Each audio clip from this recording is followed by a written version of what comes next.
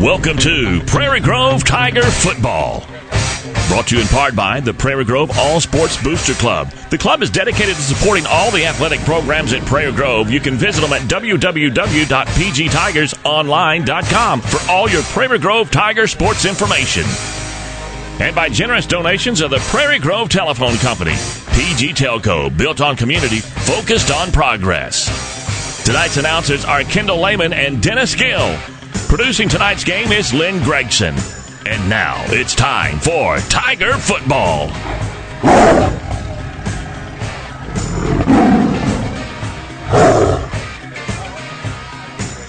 Welcome, ladies and gentlemen, to Prairie Grove Tiger Football, where the Tigers tonight have traveled to Lavaca to take on the Golden Arrows. We're about 6 minutes away from game time tonight. We hope everybody is able to see us well and hear us well tonight. It's our first test to be able to broadcast on the road, and so far it looks like everything's going well. We want to recognize the Prairie Grove All Sports Booster Club for helping us put this broadcast together, and especially recognize the Prairie Grove Telephone Company for the generous donations they've given to us to help us put this broadcast on the air. We want to remind you to always visit www.pgtigersonline.com for all your Prairie Grove Tiger sports information. You can also go there and follow us on Twitter. And we'd like for you during the broadcast, if you could go to that site, there's a feedback tab up at the top of the site. We'd like for you to let us know that you're watching. And we'd like to recognize you on the air so that we know somebody's listening to us and that this is worthwhile for people.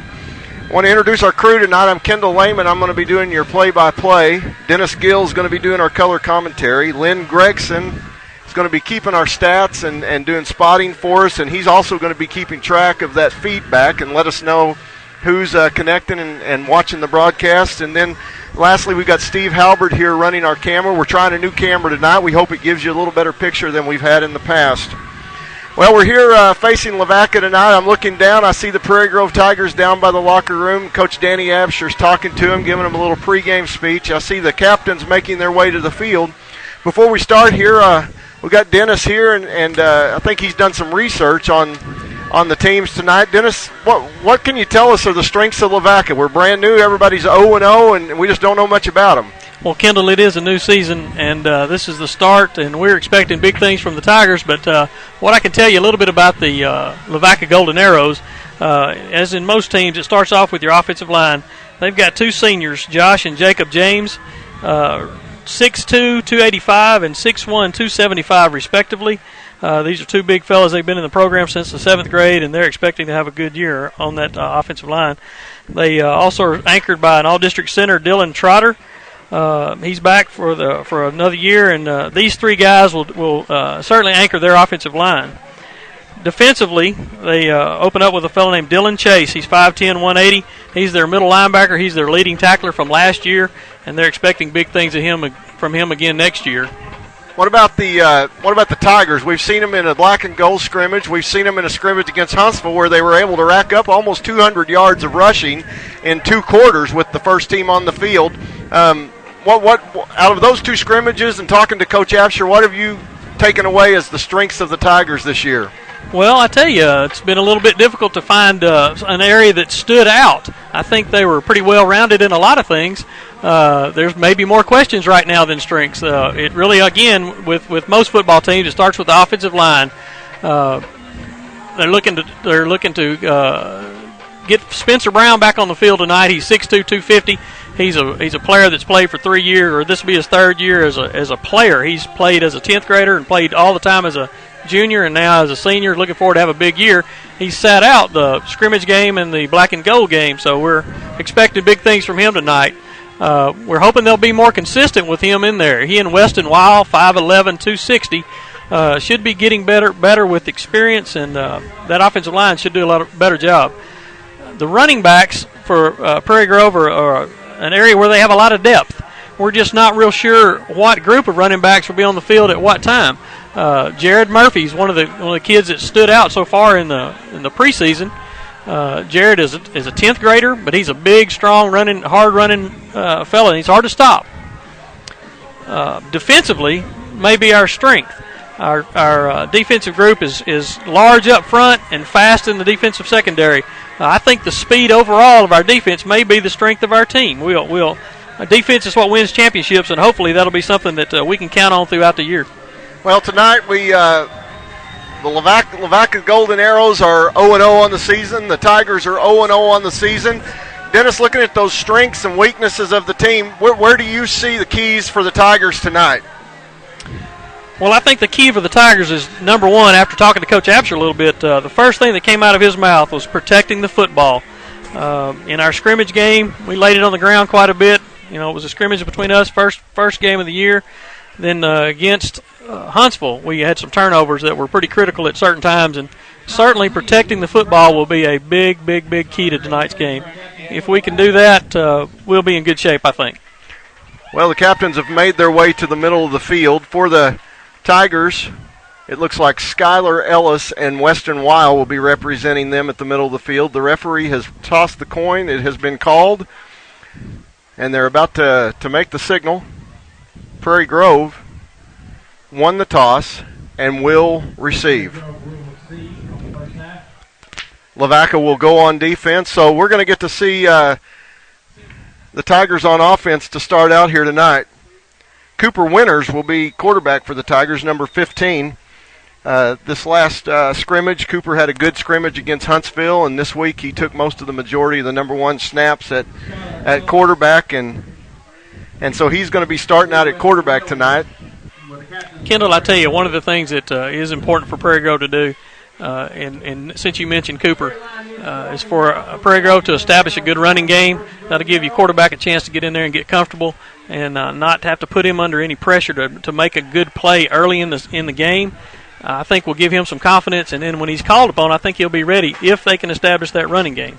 So that's an important thing right there. It'd be nice to see the offensive line go out and see the Tigers just run some of those standard Prairie Grove plays and some holes open up, get some good rushing yards, and just kind of set a tone for the beginning of the game right there. Dominate the time of possession. That's it right there. Well, Dennis, we're going to get to see the kickoff return team for the first time this year. We haven't seen that in either one of the scrimmages, so we'll see how that does. Should have some speed in the back. There comes Lavaca entering the field. We're on the Lavaca side, which is the east side of the field. We're looking straight into the sun. We're going to be very happy when the sun goes down behind some trees across from us because we're all holding up shades right now so we can see the field. We're kind of crammed together tonight. We've all moved up to the top of the press box. It's a double-decker press box, and we're up at the top next to the team camera, and Steve Halbert's here running the PG Booster Club camera, and Dennis and I are standing right behind him, and Lynn's right down at the end of us keeping stats. So we're all kind of crammed together. We're going to enjoy each other's company tonight. Sun will go down here, looks to me like in about an hour, and then it's going to be much, much nicer. Well, Lavaca's broke their huddle. They're heading out on the field to set their kickoff team up. The Tigers are huddled up on the far side of the field. We're waiting on them to break, and we'll see the kickoff return team for the first time this year. This is an important part of the game here. It's a 30-year game, kicking game, so we need to start this out pretty good. And you're right. We've got a lot of speed, a lot of guys back there. They can't just pick one kid out there to kick it to and hope that they get good results. They're going to have to kick it deep, and they're going to have to cover. Dennis, I noticed something different about our kickoff team this year. If you'll notice, we don't have very many of our big guys out there. They've kind of shifted things around, put a lot of speedy guys out on the kickoff return team this year, it looks to me like. There's not a lot of high numbers out there. You're right. Norwood will be kicking off for the Golden Arrows.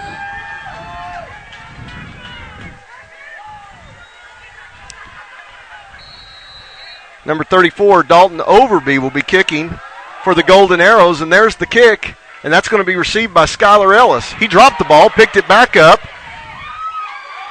and number 6 for the Golden Arrows, Nicholas Brown, is in for the tackle. Well, I'd have liked to have seen a better kickoff return than that. Yeah, it looked like they were trying to set up the reverse. He was trying to get it toward the middle, and when he dropped it, it messed up the timing on that. So, got the ball back. Get those jitters out of the way. We'll be okay. Ball is on the 16-yard line of the Tigers. Here comes the Tiger offense. We're coming up to the line. And a no-back offense here. Got the quads on the right. Cooper Winters up underneath center. There's the snap. He's looking downfield. Got a man open. There's a man open, Skylar Ellis, and that is going to be complete at the 34-yard line. That's going to be a first down for the Tigers. That probably caught Lavaca off guard there a little bit with the spread formation and the no-back offense. First and 10 on the 35-yard line for the Prairie Grove Tigers. Tigers come back up to the line. Winters is up under center. He hands off to Ellis coming around the left side. He's got a hole, Dennis. He's going to the that was a good run. To the 46-yard line of the Golden Arrows. That was a nice play. He got through there so quick he couldn't get behind his blocking back, but had a good hole and a good run. Made a great play. Josh Brown and Taylor Harmon for the Golden Arrows in on the tackle, but not before Skylar Ellis picks up another Prairie Grove first down. That's going to put the ball on the Golden Arrow 47-yard line. Cooper Winters back up underneath center. There's the snap. Handoff straight up the middle. Stephen Thomas, he's tackled for no gain by number 49, Dylan Chase. Looks like they had the trap. May have gone a little bit wide of the hole there. Looks like they had the trap working, though. Overby on the tackle for the Golden Arrows. Tigers come back up to the line. Winters up under center. It's 2nd and 10 for the Tigers. There's a give to Stephen Thomas. He's going to break out over the left side. He's going to pick up about 6 yards down to the Golden Arrow 42-yard line. That's going to bring up third and about 5. Josh Brown, Kevin Kimberlin for the Golden Arrows on the tackle. Pretty good little play. Looked like about the same one, just wasn't a trap. He just bounced it outside a little bit, found an opening, was able to get a little good positive yardage. Winters back in shotgun. 3rd and 5 for the Tigers. There's the snap. Handoff to Ellis up the middle. Oh, and second effort is going to give him the first down all the way down to the Golden Arrow 34-yard line. That second effort made the difference in the first down. He'd have been real close before that, but then he made it definitely a good first down after the spin. Number 11, Justin Llewellyn in on the tackle for the Golden Arrows. There comes the Tiger offense back up to the line.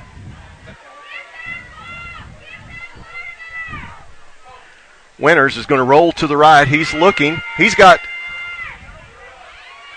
Oh! It may have been intercepted.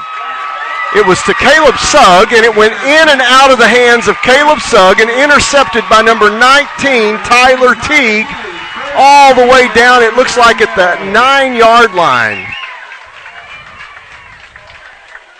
Had him open. Looked like he made a good throw. Just didn't make the catch. Well, we had a good drive going. Tiger defense goes out on the field. 30. The Golden Arrow offense will make their way out on the field. They'll take over 1st and 10 from their own 9-yard line. Well, let's see how we fare against their offense now. We've got them down there in the hole. If we can hang tough, we ought to get good field position out of this. A little 3 and out right here will be real good. Don't give them any momentum. Looks like number 2, Zach McNally at quarterback for the Golden Arrows. A little screen pass over to the right. He gets about 3 yards, finally tackled there by number 10, John Coffey, and number 25, Stephen Thomas for the Tigers. Brought down by number 10, John Coffey. That's going to bring up about a 2nd and 7. And 8 to go. Ball on the 10-yard line. Dennis, I look for our defense to be one of the strong areas like you talked about at the beginning of the game. Well, they need to bow up right here. They got them in a good position. Good stop. Oh, nice tackle. Looks like a tackle for no gain there by number 21, Jared Murphy. Looks like he's in there on that stop. Yeah, RT made the initial hit there. Okay, RT Waddell in there. RT did a nice job. Well, it looks like maybe a gain of a yard. That's a pretty generous spot from the first initial hit. Number 19, Tyler Teague, carries the play in for the Golden Arrows. 19 is a fellow they're going to have to watch. That's their go-to player He's their go-to player from last year even. Well, at 3rd and 7, I think we might see him now. Like number 2, Zach McNally, drops back. He's rolling to the left. R.T. Waddell on chase. Number 34 for the Golden Arrows catches the ball.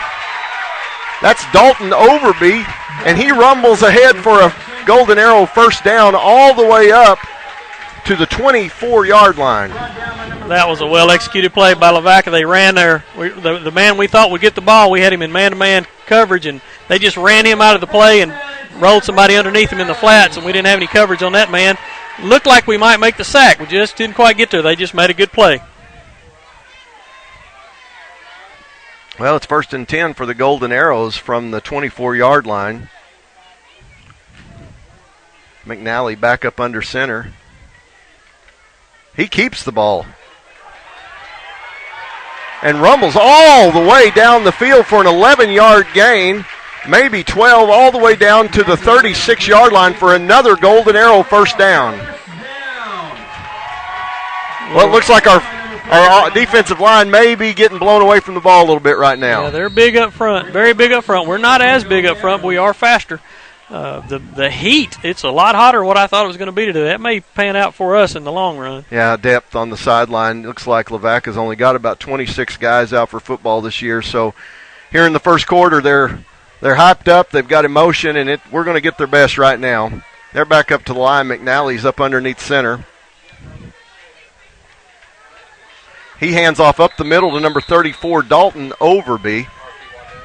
R.T. Waddell in on the stop. It looks like a gain of about 3 yards, 4 yards. That's going to bring up a 2nd and long 6, maybe 7. 2nd down, 6 to go.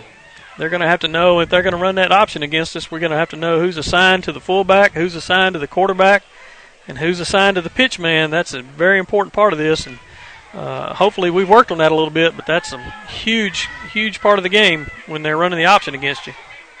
There's McNally back up underneath center. Number 6, Brown, kind of in motion there. Overby up the middle again, and boy, that's going to be close to a first down. Murphy and Cunningham in on the tackle for the Tigers. That's not going to quite be a first down. They're going to put that 1 yard short. 3rd and 1 for the Golden Arrows. I noticed the Tigers don't huddle on defense. They just all turn and get a sign from the sideline. I think that's a result from the conference that we play in. So many of our teams that we play against are throwing teams, and they never huddle. So you have to adjust to what they're doing. So the defense doesn't huddle. We got an official timeout. They're going to measure. It's one of those things coaches don't have to worry about now. They don't have to teach them how to huddle. That's right. Or make them get in a huddle. Ladies and gentlemen, I'm sure you can see the shadows that are being put on the field by the players. It is bright coming from the west. They're going to stretch that chain. I don't believe he got it. No, he didn't. That's about a half yard short. Yeah, I didn't want to start that this year, but I thought they were pretty short. Yeah, I did too. We got a pretty good angle to look straight across the field at that ball, and you could pretty much tell that one was short. Yeah, if it wasn't for the sun, we'd be really doing a good job. Well, I'd like to see the Tigers bring something hard right now and stuff this run. I don't think they're going to try anything risky. They're probably going to quarterback sneak it or hand it to that fullback again. I wouldn't think they would try anything too sneaky. There's a handoff to number 6. And, he's got room. It's going to take Cooper Winters to make the stop, number 15. And he does all the way down at the Tiger 10-yard line.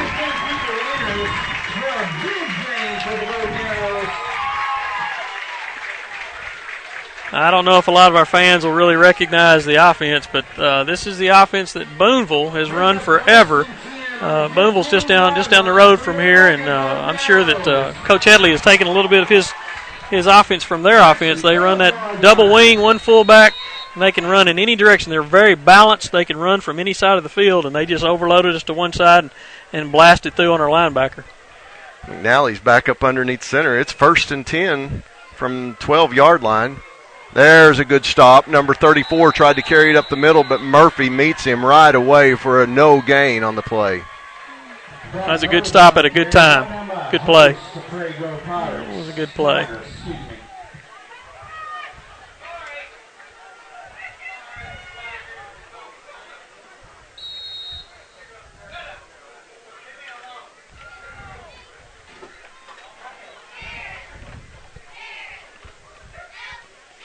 Number 19 again, Tyler Teague brings the play in for the Golden Arrows. McNally back up under center. 2nd and 10 for the Golden Arrows. Number 6, Brown, in motion, and he cuts back, and they give the ball to him. He makes a cut. Boy, he's slick, Dennis. That was a good tackle, but he slid through our linebackers untouched there. He did, and when Skylar Ellis back at the safety position is making your stop, you know he's made it through the front 2 layers there. You don't want your safeties to be your leading tacklers. It's going to be 3rd and 2. Well, the Golden Arrows have moved the ball well on the Tigers tonight.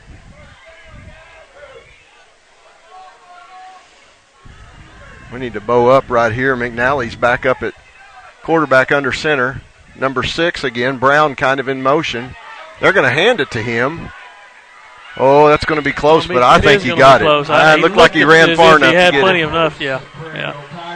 And they're blowing the clock dead. They're going to get a spot here, and we're going to see where we fall. It's hard to see from where we're at on this one. First down, they're going to call it. That's 1st and goal from about the 2-yard line now. The Golden Arrows got 4 tries.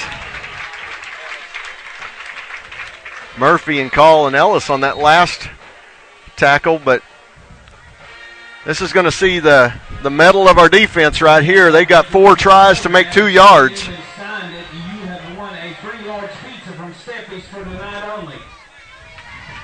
Let's see how they do. Let's see how the goal line defense stands up. Here we go. McNally's up under center. He keeps the ball. Oh, and he is met by Cunningham right away. Nice play. Looks like maybe no gain. I thought he might have got a yard, but it's going to be no gain on the play. Nice play. Cunningham. Matthew knifed in there and made a good stop. Well, that's 1. 3 more here. We'll turn this thing around. Tonight's program was designed by Brianna Soulsby. You see her, tell her she did a good job.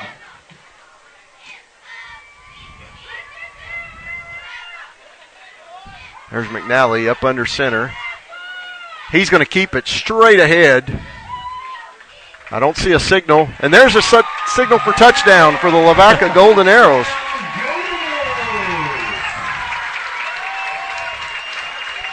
I don't know if you noticed that, but their left guard got in behind the quarterback and pushed him forward. Is that right? Yeah. I didn't see that. I'm starting to see this a lot more and more and more, and it's not legal, but I haven't seen anybody call it.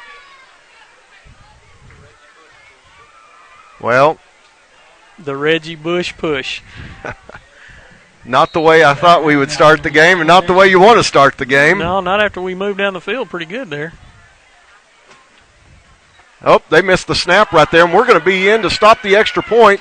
That's good. So the extra point is no good. That's going to leave the Golden Arrows ahead 6-0, and you know, Dennis, that point may make a difference. That may come into play at some point. I hope it doesn't, but yeah, I hope we get out there and get ahead of them enough that doesn't mean anything. But be glad to have it if we need it. Hope we can right the ship here and turn this game around and get going.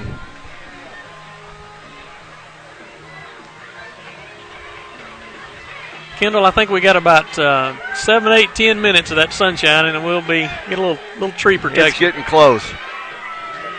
I spent 3 years coaching here at Lavaca and standing on this side of the field. I always wondered why they put the home sidelines where they'd be facing the sun, but boy, I guess it was closer to the parking lot. I don't know. You know, Prairie Grove has their field facing east and west, so the fans are facing north and south. That helps with this problem here. 91-yard drive for the Golden Arrows. That was very impressive. I bet this kickoff return's a little better than the last one. I bet it is too. I think we'll execute here. Well, number 34, Overby kicking. Did Overby kick that first time? I believe he did. Okay. I believe he did. Overby back to kick for the Golden Arrows again. They lead 6-0 with 3:41 to go in the first quarter. Well, the kickoff return team's ready. Here is the kick. And that is going to go to Landon West, and he calls for a fair catch right about the 25.5-yard line.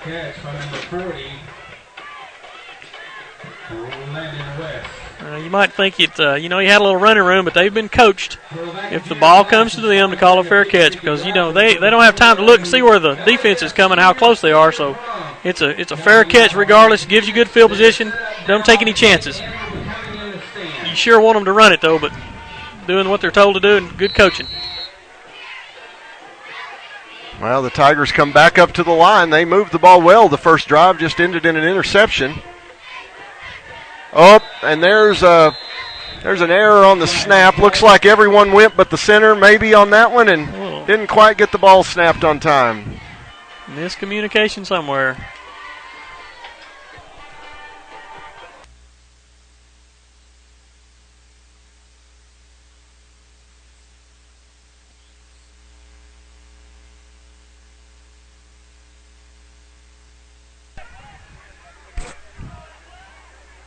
Well, that'll back the Tigers up 5 yards. 1st and 15 for the Tigers. Winters is up under center. Landon West in motion.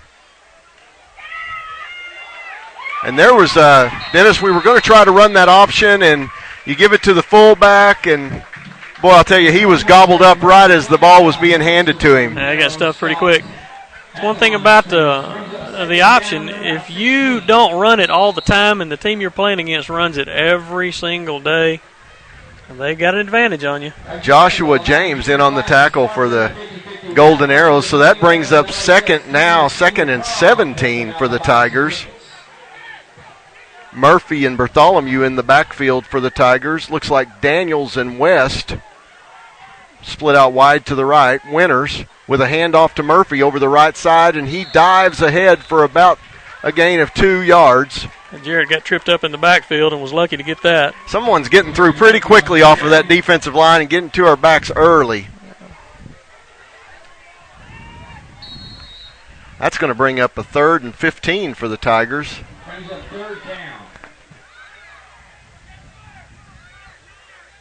Winters is going to drop back in shotgun.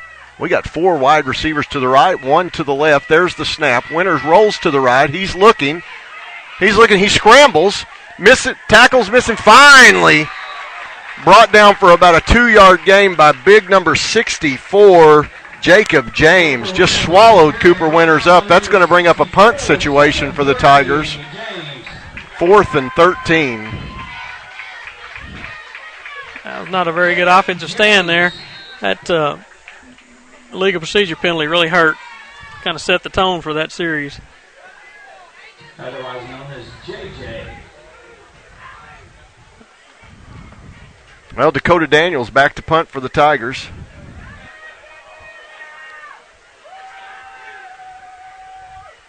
There's a snap.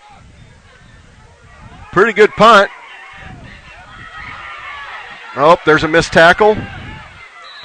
Finally brought down by Dalton Kurtzinger at the 47-yard line of the Golden Arrows. Good field position for the Arrows here. That was a pretty fair punt and decent coverage. A good tackle because he was the only one over there doing it.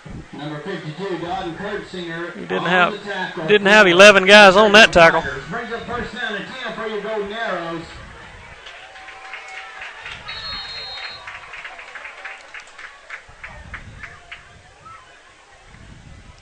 Well, 1st and 10 for the Arrows from their own 47-yard line. McNally's up under center. There's that fullback, number 34, Overby. He's going to get almost 10. Ellis and Waddell on the tackle.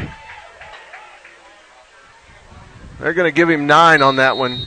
Boy, the option when you've ran it and practiced it, it works great. Well, what they're going to do is whatever you do is wrong if they run it right. You know, and, Dennis, Nick Perez has not been in tonight. He's standing on the sideline over there. He's also on the sideline. You're right. Well, there's McNally back up under center.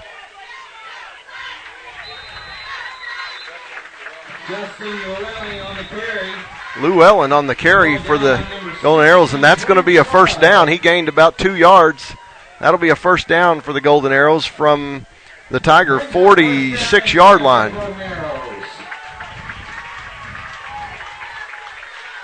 Well, we got to figure out a way to stop their running game. Boy, I tell you. They're giving us more than we can think about right now.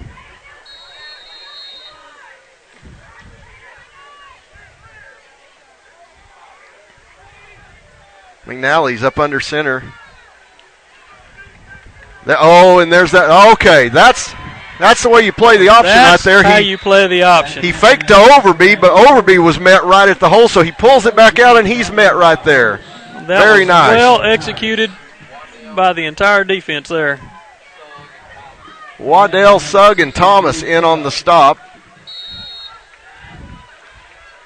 If we start doing that, we can stop the option. Well, they'll stop the run of that option. They'll have to go back to their power game, and once they get a little bit one-dimensional, we've got a much better opportunity to stop them. But let's see what happens here. We're going to have a little timeout into the quarter. That's going to be the end of the first quarter, ladies and gentlemen, with the Golden Arrows leading 6-0. The Tigers will make their way to the sidelines. The defensive Tigers will gather around Coach Laird on the far sideline. He'll give some instruction. They'll get some water, get refreshed. Lavaca will come to the near sideline. Dennis, we're getting very close to not having any sun in our face here. Close. We're going to actually be able to see the field a little bit.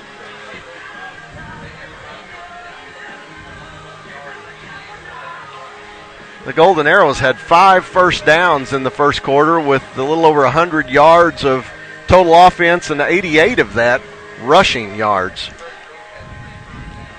Prairie Grove had 3 first downs in the first quarter. That was 51 total yards and 33 yards on the ground. And 1 interception. And, Dennis, that's misleading when you look at the stats because that was in and out of the hands of Caleb Sugg. If that had been caught, we would have been 1st and 10 from about the 9-yard line. That's right. That's right. Well, we're in pretty good position right here. 2nd down, 11.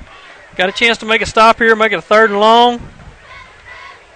Coming off a change of quarter, a little water, get a little coaching, and see what we can do. That's right. Here come the Golden Arrows back on the field. They've got some big boys up front, but I don't see a whole lot of beef on the sideline over here. No, they're very limited. As the night moves on, if they begin to tire a bit, we may begin to see an advantage by the Tigers. Well, here.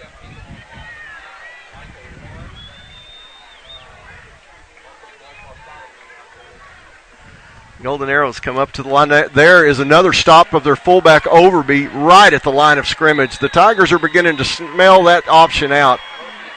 Murphy and Thomas on the stop. That was a great tackle, great play. I tell you what, that fullback will get tired of that now. We well, everybody know we have Michael Warren and Doug Bartholomew watching us online tonight. We appreciate them going out and telling us that they're watching.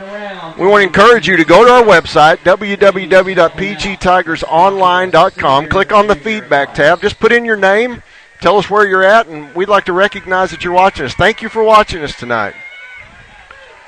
Well, Lavaca's 3rd and a long 11. Number 2, McNally drops back. There's a long pass. In and out of, looked like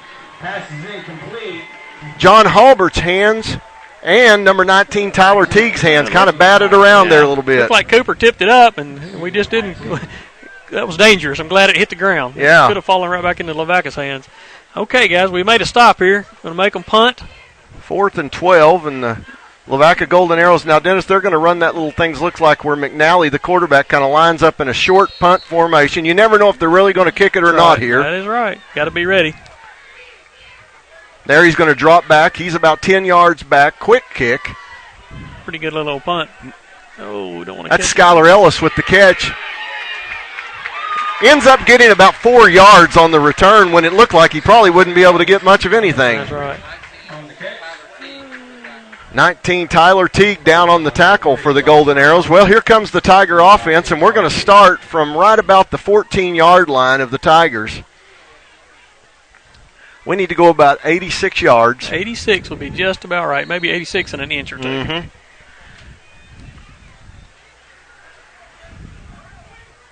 Winters up under center.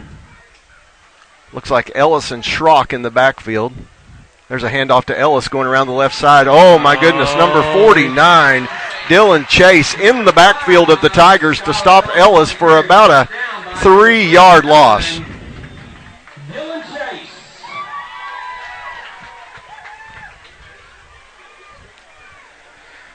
Well, I wanted to see one of those holes we had that first drive right there. Didn't see it. That's a loss of 3. That's going to bring up 2nd and 13 for the Tigers. Oh, the middle linebacker did a great job. He read the play, busted through, made a good tackle. There's Winters with the snap. Up over the right side, that's Schrock. He's going to carry all the way down. Where are they going to place that ball? Wow. That's a first down. That is a first down, but I would have thought he was clear across that 30, 25-yard line, but we'll take that. That's a first down. That's a gain of about 13 yards. Voss in on the tackle for the Golden Arrows. That was a good run. It was a good run. It was blocked well. He had a good hole. Daniel Schrock, big back, had both arms around that ball, barreling down the field. He wasn't going to fumble it. Yeah, that was not going to let that hit the ground. Well, Schrock and Ellis in the backfield again. And there's another give to Schrock up the middle. He steps around and tippy-toes up for about 5-yard gain all the way up to the 30-yard line. Overby and Blair on the tackle for the Golden Arrows. I can see the field. The sun has gone down behind the trees on the west side of the field, and we can now see that there's a football game going on in front of us. 2nd down and 5 for the Tigers. Here they come to the line. In the backfield again, Schrock and Ellis. Split out wide to the left, looks like Daniels and West. Winters is going to roll to the left, looking. There's West open, and that's going to be good for about a 9-yard gain. Nice throw and catch. That'll be a first down for the Tigers all the way down to the 39-yard line. That was good timing. Well executed. Well executed for the first down. Llewellyn and Chase on the tackle for the Golden Arrows. Well, let's build a little momentum here and just begin to methodically move this ball down the field. We don't need big home runs. Let's just move it down the field. Winters up under center. There's the snap. A quick pitch to the right to Ellis. He dodges one man. He's trying to get outside. Tries to stiff arm number 19, Tyler Teague, and does end up making it for a 5-yard gain up to the 44-yard line of the Tigers. That play, Schuyler made a good play out of what could have been a terrible loss. We didn't get the crackback block on that, and that's the one we missed. That's the one we had to dodge. So Seth Sapp's going to have to get that block here in a little while. Well, Kristen Denton and Landon West split out wide to the left. Ellis and Schrock in the backfield. There's the snap. Winters with the give to Schrock. He's got a hole. He's coming to the right, back to the left. Straight up the middle. Look at him dig. He digs all the way down to the Lavaca 40-yard line. That's that strength in Schrock's legs, just pushing and pulling people all the way down the field. I think Daniel has been threatened with his life that if he drops the ball, but I tell you what, if he'd let go and run a little bit after he got in the open, he might have got a little more yardage. But, hey, we'll take that. That's a nice run. It is. He's got that ball wrapped up, and, I'd rather him do that and make 15 than to fumble. That's right. That's right. John Halbert bringing the play in for the Tigers. Offense showing a little life here. There we go. Weston Bartholomew has come in to replace Ellis. Schrock remains in the backfield. Landon West and John Halbert split out wide to the right for the Tigers. There's a handoff to Bartholomew straight up the middle. Jacob James and Dylan Gregory on the tackle. He's going to get about 2 yards. Trying to do a little quick hitter right there and just wasn't quite a hole. Yep. Those some big fellas there in the middle. Those big James boys are big fellas. Or Jacob is anyway. He's the one brother that's still playing defense. He's the bigger of the two. Well, it looks like Daniels and West have split out wide to the right again. Now we're in the I formation with Schrock at the fullback, and there's Weston Bartholomew up the middle, a spin, and he gets all the way down to the Lavaca 28-yard line. Nice quick play right there. That's a quick hitter, a quick fella right there. Well, if he hits that spin, gets it going, he may be going all the way, but that was a good run. Nice play all the way around. Dennis, I don't know if you've noticed, but I've called Dakota Daniels' name at receiver some this week. I have not noticed. There's Winters with a handoff to Bartholomew. He's trying to get around the left side, and the quickness, he spins, breaks one tackle, gets all the way down to about the Lavaca 21-yard line. Another good run by Weston. We're getting out there so fast, our pulling guard is not getting out there to make his block. We're outrunning our pulling guard. Beating our guard around the end there. Beating our guard around the play. They had to get faster guards or they got to make a better angle. Winters back up under center.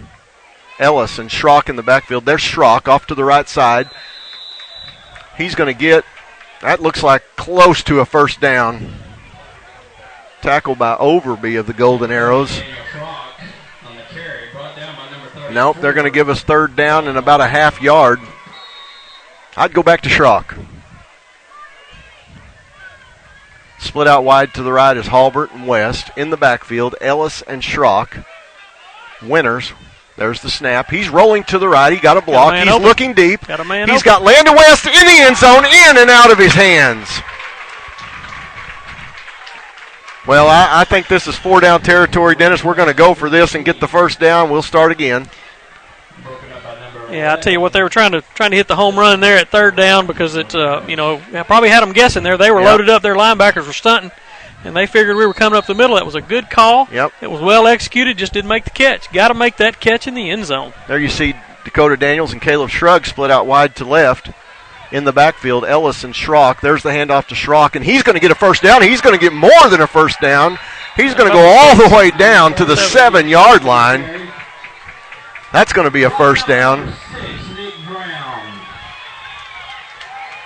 That's where you can try that play. If it doesn't work, we'll give it to Schrock. We'll get a first down. We got 4 more to try again. That worked out real well. We've got a timeout on the field by Prairie Grove, it looks like. Timeout, Prairie Grove. No, timeout Lavaca. It wouldn't make good sense. Yeah, I was wondering why we would be calling a timeout. So,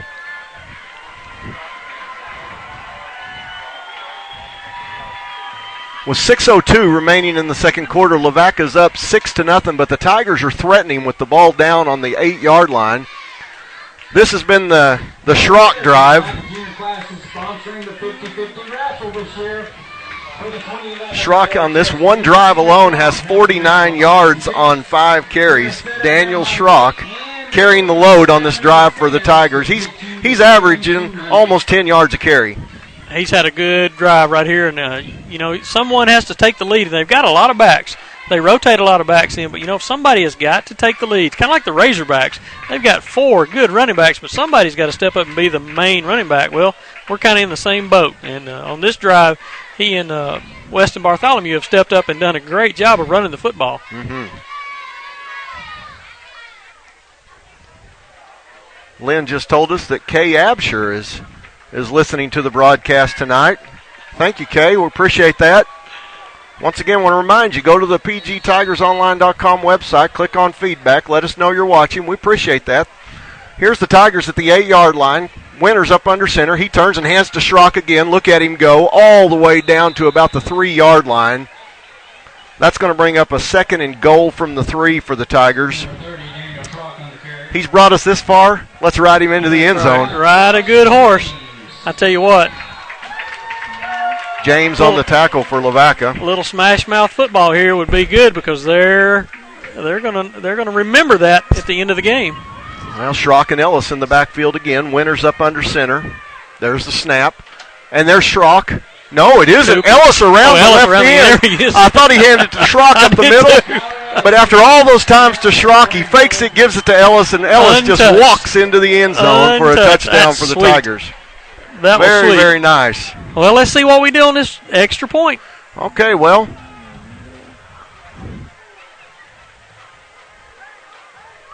We're looking like who we need somebody. Landon Allen. Landon Allen has stepped up to make the extra point here. I know he practiced a lot yesterday. We're going to see if that practice paid off. I think he's going to hit this thing. I think he's good. He looks confident right here. Here comes the snap. It's down. The kick is up, and it's good. That's outstanding. Yes, very nice. That's going to give the Tigers a 7-6 lead with 5:27 to go in the second quarter. That looked more like the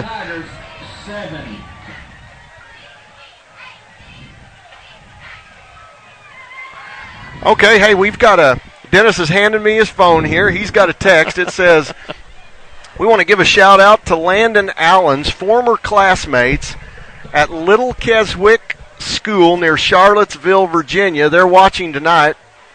Well, you ought to be proud of what Landon did right there. He went in, gave the Tigers a 1-point lead.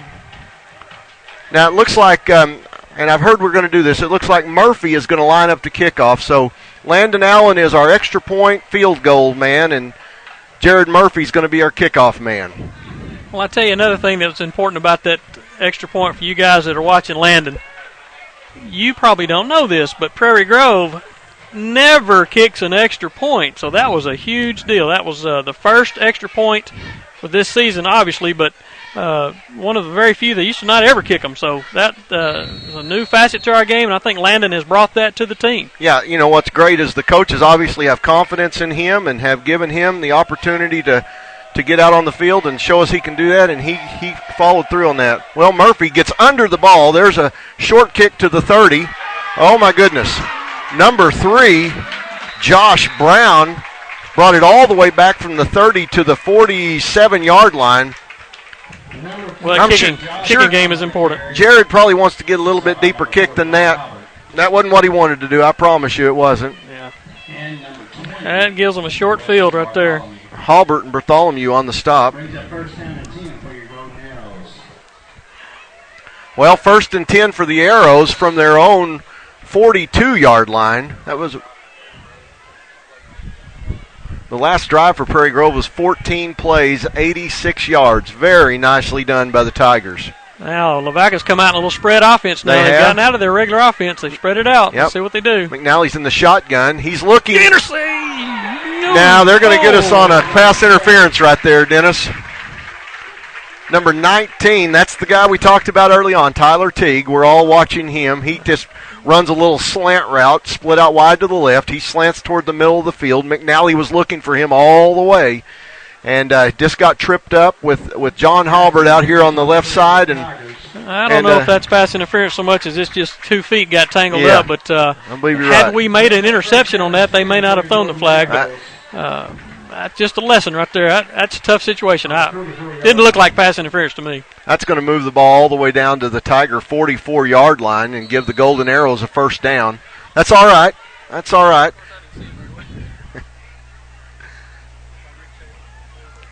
They're going to, looks like, stay back in the shotgun again, Dennis. McNally is back in the shotgun. They've spread it out again. We'll see what they do right here. McNally's going to keep it himself and run up the middle. I see Sugg holding on to him.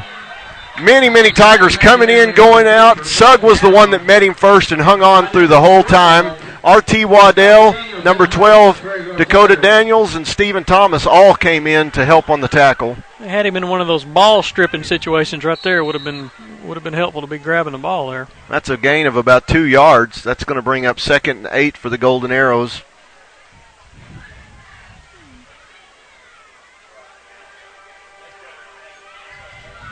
Still in the spread. In the spread, coming up to the line. McNally back at quarterback with Overby next to his side. He's looking right. Overthrows Teague. Teague's looking for maybe a flag, but there was nothing for a flag there. Ball was just overthrown right there. That's going to bring up 3rd and 8 for the Golden Arrows. I like it that they're going to the spread because that's taking them out of their bread and butter. Game. John Coffey on the coverage there for the Tigers. Taking them out of their game plan. I think they may be a little bit on the panic side here to start the second quarter. They moved the ball pretty well a while ago, running their base offense, and now they're going to something a little bit different, giving us a little bit of an advantage. We make a stop right here, it will definitely have been an advantage to us. Coach Headley's going to think about it a little bit. We got a timeout by the Golden Arrows. Timeout on the field. Looks like 4:30 remaining in the second quarter.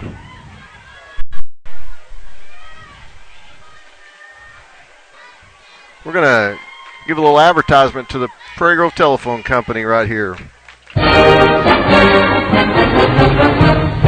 PG Telco is proud to sponsor Tiger football. With PG Telco's high-speed internet service, you can catch all the Tiger football action at pgtelco.com. Call PG Telco today and let us be your connection to PG Tigers online and the World Wide Web. PG Telco, built on community, focused on progress. Once again, we want to say thank you to the Prairie Grove Telephone Company for helping us sponsor this broadcast and helping us with equipment and with time and with just the whole infrastructure to be able to run this thing. Well, we got a second here real quick. I want to say something about Coach Headley. Coach Headley lost his mother back during the summer. She had a aneurysm and passed away just all of a sudden, and real tragic situation. And we think highly of their family. They are really good people. Oh no! Well, McNally drops back, throws a pass to Tyler Teague, overthrows Teague. And standing right there, number 11, Justin Llewellyn, falls right in his arms, gives the Golden Arrows a first down all the way down to the 11-yard line. They had about 3 receivers just kind of standing there together, missed 2 of them, and found 1. We had the intended receivers covered up, I think. It's going to be a 1st and 10 for the Golden Arrows from the Tiger 11-yard line, threatening once again. McNally is back up under center. 4:02 in the second quarter. There's a handoff to Overby up the middle, and he's going to get nothing. Nice play by the defense. Drew Sugg, the first one to hit. It looks like Dalton Kurtzinger in on that also, and Dakota Daniels. Well, that's going to be a 2nd and 8 from the 10-yard line. I was surprised they picked up that much. We need the defense to bow up right here and make a stop.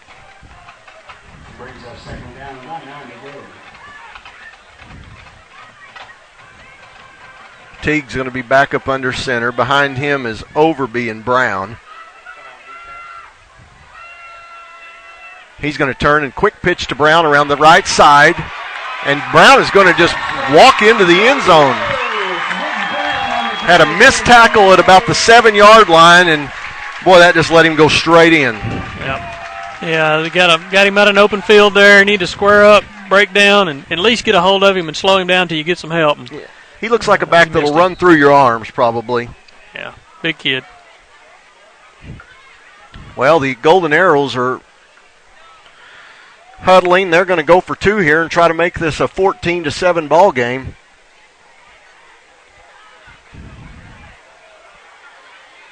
McNally up under center. Teague split out wide to the left. He's looking straight toward Teague.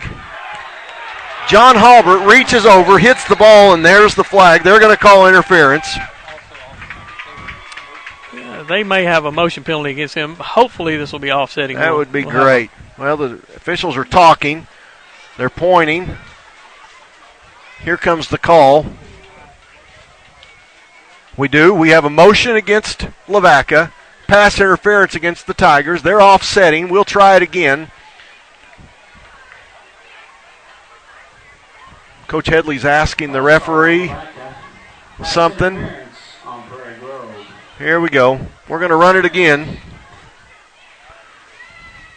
Dennis, that Tyler Teague splits out wide to the left and just cuts right inside John Halbert playing that cornerback out there. And boy, it's hard to get back in position once he gets between you and the quarterback. That's right. I know John has been coached on this. I know he knows that no matter what happens, he's got to take away the inside and then fight like the devil when they throw the fade at you. So okay, well, Teague is off to the right side now. Halbert follows him over there. He's head up on him on the line of scrimmage. McNally rolling to the right, looking. Pass complete to number 4. Who is that? Number 34, Overby, comes out of the backfield. He just dumps it right over to him, and they get 2, 14-7, Lavaca.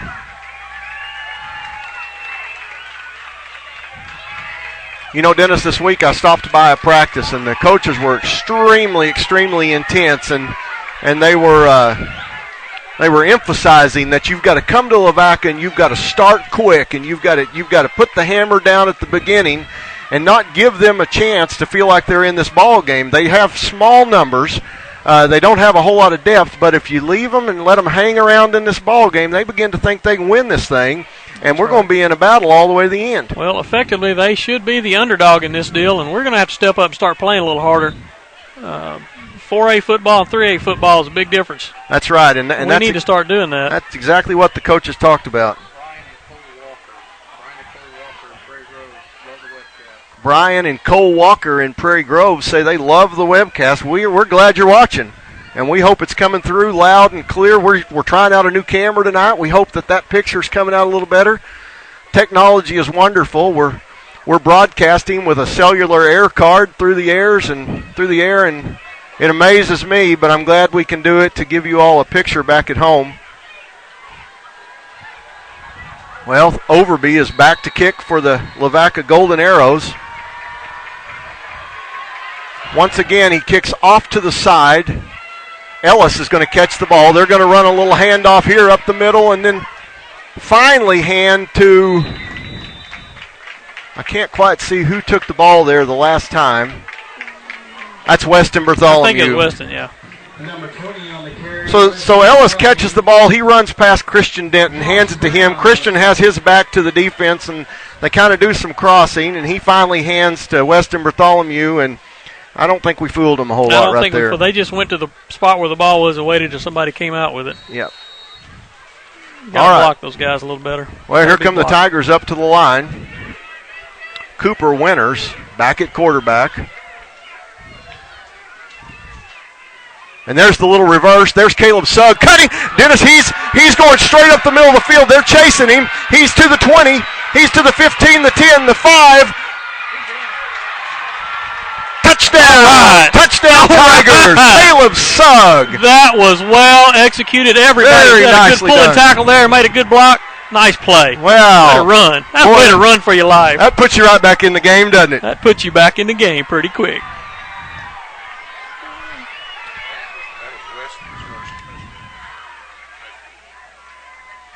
How far was that? 67 yards for Caleb Sugg on the little wingback reverse. 2 minutes and 50 seconds remaining in the second quarter. The Golden Arrows 14, Tigers 13. We're lined up here for the extra point. John Halbert looks. There's the snap. It's on the ground. There's the kick. It's good. John Halbert saves the snap. Save on the snap. The snap comes rolling on the ground. John Halbert picks it up very nicely, puts it down on the tee, and Landon Allen once again kicks it through the uprights for the Tigers. Landon did a good job of giving him a his chance eye. to get that ball back on the tee and maintaining his composure. He never panicked, waited for the hold to come on the tee, and just kicked it straight through the uprights. For a kid who hadn't been doing this for several years, he looked real calm and collected on that. That was very impressive. I know we've always joked about Coach Absher not kicking, but, when they get a kicker they've got confidence in, we may see the reason why they haven't kicked a lot in the past, That very well may be it. They've got a kid in Landon Allen they've got confidence in. He's doing a great job, and, boy, that is an added benefit to the team right there. We need a kick right here. That's right. To kind of keep them from getting that field position. 2 minutes is a pretty good long time if they get it at the 40. I watched Jared Murphy last year as a ninth grader make kicks almost to the end zone. I know he can do it. It was his first kick as a senior high player, so he maybe's got some of the jitters out of the way now, and I'm thinking he may get a better kick right here. The Tigers break the huddle. They're going to split out on the kickoff team. John Halbert's up by the ball. He's going to get everybody set, and he's going to tell them, let's go. Here comes Jared Murphy. A little longer kick down to the 21. The Tigers cover the kick well. I saw John Coffey coming through there, and then Jacob Call and maybe Dalton Falk in on the stop a little bit there. Better job of coverage, and he still need to kick that thing about to the 10, a little bit of height, and down to the 10. Mm-hmm. I think he can do it. He just needs probably a little more work at it. Yeah, a little more practice.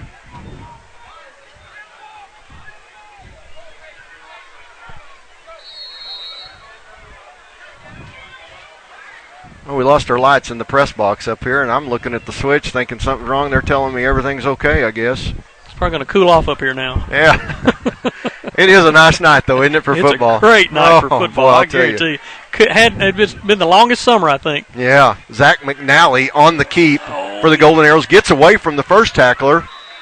And, Dennis, there you go again. I see guys pushing him again down the field. Murphy is in on the tackle. Yeah. Waddell in there on the tackle. But once again, as soon as he turned the corner, I could see linemen come and start pushing. Brought down by number 50, Spencer Brown.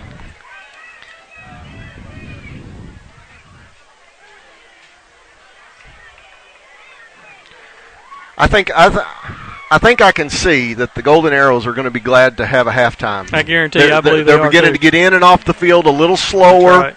That's right. They came to the line of scrimmage pretty They energetically there, didn't they? 2 minutes, 3 seconds left. McNally keeps it again. Landon West with the hit, but he's going to fight all the way down for a first down. You know, it looked like a busted play, Dennis. Yep. And then he just kind of comes back to the left side, and there was some opening, and he made it almost 10 yards. Went back against the grain, and then we kind of over-pursued and didn't maintain our leverage back there, and he found a little slot and found a hole to get through. 1 minute, 50 seconds remaining in the second quarter. This ball game's tied at 14. Golden Arrows have the ball. A little closer ball game than I was expecting, but the Tigers have fought back, tied it up. McNally's up underneath center. Brown in motion. McNally's looking left. John Halbert. Well, I think you maybe saw what I saw right there. John got turned around, got his back turned to the quarterback, and lost the ball. Yep. They go to Tyler Teague, their main man. Yep. He just goes up. You know, Dennis, he's only about 5'10", 5'11", but he reached up and stretched up and looked real tall. Made a good catch. Well, he makes the catch, comes over to the coach, gets the play, and he's going to carry it right back to the huddle. They don't want him off the field. That's right. He is a cog in their wheel. He's going to split out wide to the right. We got to watch him. John Halbert's got a tall task out there with him. McNally's up under center. He's looking right again. This time, that's number 11. Boy, he's quick. That's Llewellyn. They threw a little screen out to the right, and he turned the Jets on and gets a first. Nope, not quite a first down. Just second close. and about a half yard. That's a good thing. That keeps the clock running. That may work in our favor here in a minute. Does. Well, we need to make a stop. Well, we do. 1 minute, 2 seconds remaining in the second quarter, and the Lavaca Golden Arrows are just shooting down the field again. We have got to stop them right here. We need big Spencer Brown, Jared Murphy on those ends to bow up right here. Help us out. McNally's going to roll to the left. Look at that. He was looking at Overby. Overby catches the ball, and in comes Cooper Winters for a hit immediately. Gives them the first down. They get to stop the clock. That's the bad part of that. It's a great defensive play. Yeah, that's Cooper. 15 goal. Cooper Winters on the stop for the Tigers. 42.2 seconds remaining in the second quarter. We got a timeout on the field. Got a timeout on the field. I believe that's a Tiger timeout right there. Coach Laird wants to go out and talk to his defensive crew, and he wants to put a little fire under them and tell them keep them out of the end zone here before halftime. We don't want to go in the halftime down. Yeah, the clock will stop. Might as well call a timeout, get your defense straightened back up. I tell you what, we're not so much in the bad position to make plays. We're just not making the plays. We've got guys that need to break down in open field and make tackles. If we can make a tackle for inside that yard-to-gain line to keep them from making a first down, I think the clock will run out on them before they can score, but we have got to make a stop. Yep. Got to make some stops right here.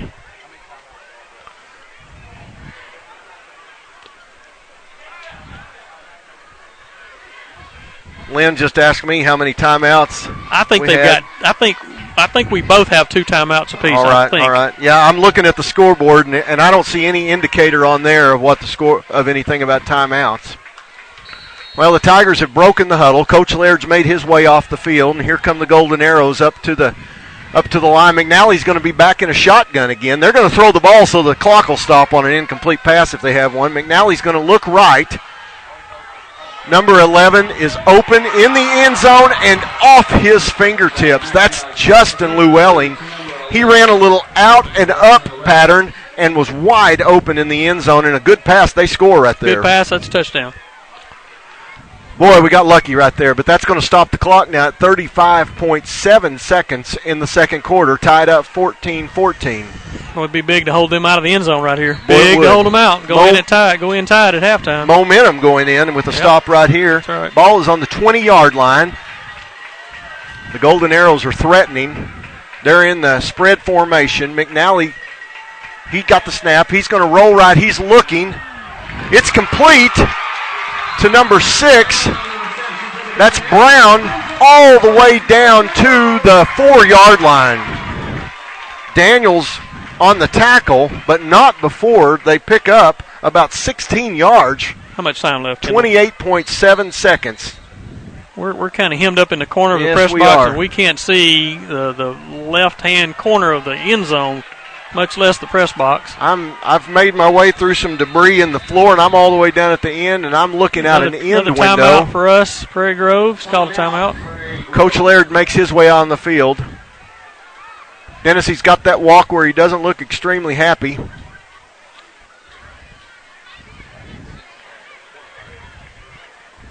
We haven't done a whole lot of blitzing tonight, have we, Dennis? No, we haven't blitzed tonight, and I think we maybe where they took advantage of us there, we had people on the quarterback there, but they just ran underneath. I couldn't tell where our linebackers were. They may have been a little bit deep. I'm not real sure, but he just got underneath them and caught the pass.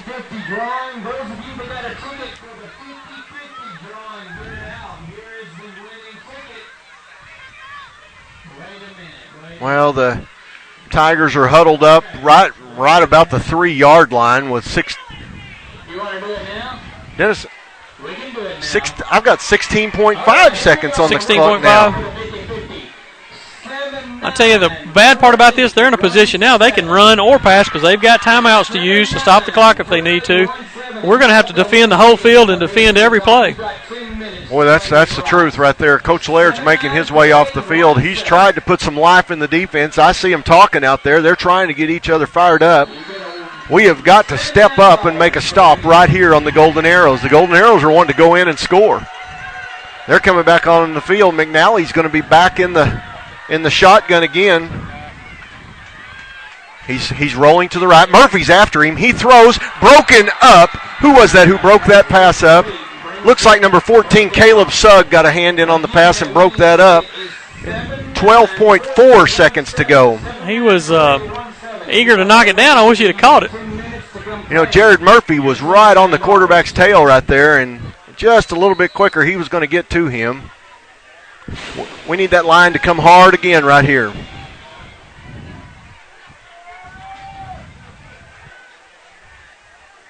Number 19, Teague, carries the play in for the Golden Arrows. He's going to split out to the right. He's dangerous. I see John Halbert splitting out with him. Here we go, to McNally. And they scored, Dennis. They got in. McNally rolls to his right, makes a throw to Overby. That name just keeps coming up, going to Overby out of the backfield, and they score right before half. 11.7s remaining.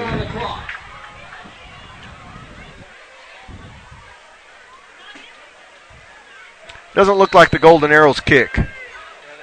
Are they going to kick now? That's McNally, the quarterback, putting a tee down to kick right here. I'm going to move down to the end window again and see what I can see. He's going to kick soccer style. There's the snap. It's down. McNally with the kick up. And it's good. That's going to give the Golden Arrows a 21-14 lead with 11.7 seconds remaining in the second quarter. Well, doggone. We needed to stop right there, but it's still the first half. Yep. I have a feeling Coach Absher will have some words to say to the team at halftime. Yeah, defensively, I think is where they're really. The offense moved the ball, haven't they? The offense has moved the ball, and they, with the exception of the first drive and not finishing out that drive down closer on our end of the field, they've done a pretty fair job. The defense has had their opportunities to make plays, and they've not done it. Plus, they've been mixed up on a few things. They're concentrating on number 19, which is a good receiver, but they're running a man right in behind him, and there's nobody underneath that pass to knock it down. And that's been tough right there. That's hurting us right now. Lynn just lets us know that both teams have over 200 yards of offense. You know, we were excited last week. The Tigers had a little over 200 yards in those two quarters, and they've done it again. But the problem is we've allowed Lavaca to do the same thing. Lavaca has 212 total yards in the first half. The Tigers have 204. Pretty even, and that shows you the interception That's right. is what separates the two teams right now. The two teams.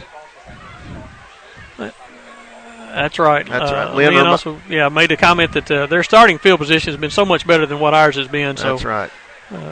Our drives have been longer. Well, Overby's back to kick again. Here we go. And he's going to kick it again to Ellis. Pick the ball up and run that thing, Skylar. Here we go, up the left side. Hey, Dennis. Come on, Skylar, come on. Boy, I'll tell you, hey, almost broke a kickoff right there. We're down to the 41-yard line. Let's see how much time. 4.4 seconds. We're going to get one play. You never know. You just never know. Boy, one player, and he breaks that dude down the left sideline, and we score right before half. Somebody got over and got in good position to start with, or that would have been a touchdown. Well, I'll tell you. Okay, let's see. What are we doing here? Stephen Thomas is coming in the backfield. Skylar Ellis in the backfield. John Halbert split out wide to the right. Here we go. We've got all receivers. R.T. Waddell, Stephen Thomas, Landon West, Ellis, Halbert, all split out. There's the snap. Winter's looking. He's one to run. He's going all the way to the 30, to the 25, to the 20. He's get out of bounds. Down at the 19-yard line. And that's the end of the first half. Boy, if we worked to the end of the first half, that would have been a great play right there. That's right. Spread them out and had some room to run, but just not enough time. Well, they're going to set 20 minutes on the clock for the halftime. Golden Arrows 21, the Tigers 14 as the teams make their way off the field here. You know, Dennis, I was telling my wife as we came down, I made this trip 3 or 4 years ago and then a couple years ago and this year, and it seems like we always start slow down here. It's the first game of the season, and that may be part of it. We're young. We're a young team. I think that could be part of it also. We're going to have to, go in and catch our breath in the locker room, decide how we're going to finish this game out. I do believe at the end of the ball game, our depth is going to make a big difference. I think that's going to come back to haunt them. Hey, also, Kendall, you pointed this out a while ago. We got a couple of players that are seniors that were projected as starters who aren't on the field right now, and maybe that's a halftime kind of thing. One of them came back. Maybe that's a halftime thing, and I'd like to see that one. That's a defensive player we could probably use on the field. We've talked about that defensive line. And Nick, he's a big boy on that defensive line, and it'd be nice to have him back out there. I'm hoping he's back out in the third quarter. Don't know the specifics right there. No. Well, it looks like Dennis, the Tiger Band is lining up to come and play, and it's nice that we're over here on the Lavaca side because they're going to be playing right toward us. Ladies and gentlemen, we're going to try to get as much of this as we can, and we'll just stop talking, and we'll let you listen to the Prairie Grove Tiger Band for your halftime entertainment. A little taste of sticks. Here's Mr. Roboto.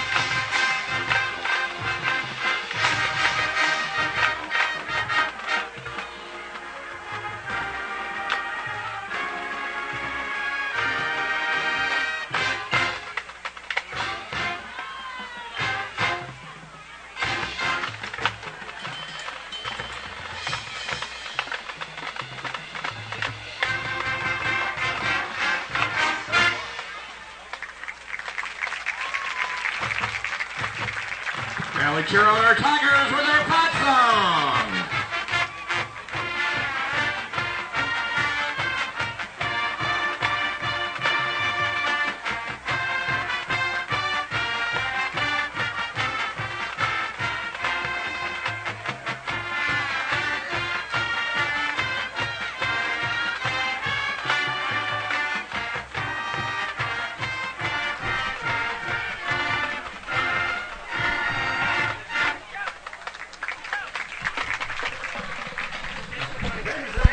That was the Prairie Grove High School Band with a couple of songs for the Lavaca fans.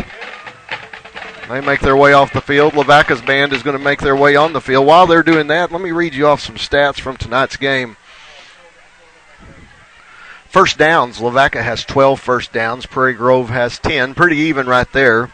Rushing yards, Lavaca is 112 rushing yards. Prairie Grove has 198 rushing yards in the first half. Passing yards, Lavaca has 100, and Prairie Grove has 27. That's 112 rushing yards for Lavaca and 100 passing. That's pretty even offense for the Lavaca Golden Arrows, while Prairie Grove has 198 yards rushing and 27 yards passing. That's a total of 225 yards for the Tigers and 212 yards for the Golden Arrows. That's a 9-yard average per play for the Tigers, while the Golden Arrows are averaging 6.8. Tigers have one penalty for 14 yards, while the Golden Arrows have one for 5 yards. Prairie Grove has had to punt one time for a 41-yard average, while the Golden Arrows have punted one time for a 33-yard average. We've had I know we had one interception lost to Lavaca. Time of possession. Okay, Lynn's telling me the time of possession is not right. Lavaca has has 4 of 5 third down conversions, while the Tigers are 1 of 3 third down conversions. Fourth downs, Prairie Grove's 1 for 1, and Lavaca has not gone for it on fourth down. Individual rushing yards, Skylar Ellis, 5 rushes for 31 yards for a 6.2 average. Cooper Winters has 2 rushes for 22 yards. That's an 11-yard average. Weston Bartholomew has 3 rushes for 19 yards. That's a 6.3-yard average. Jared Murphy, 2 carries for 0 yards. Stephen Thomas, 2 carries for 5 yards. Daniel Schrock carried the load in the first half for the Tigers, 6 rushes, 54 yards. That's a 9-yard per carry average. And then Caleb Sugg, on that breakaway touchdown run for 67 yards, has 1 carry, 67 yards. That's a good average. That's a 67-yard average. All of that equals 21 carries for 198 yards. So the Tigers are averaging 9.4 yards per carry. That's not bad at all. In the passing category, looks like Cooper Winters has attempted 4 passes. He's completed 2 for 27 yards. Not bad, a 6.8 average, but the one that stands out to everyone was that pass on our very first drive of the game where it went into Caleb Sugg's hands at the 9-yard line and bounced out and was intercepted by the Golden Arrows at the 9-yard line, and they, after that, went on down the field to score, and that was their first score of the game. So once again, let's see here. If we look back at the rush yards again.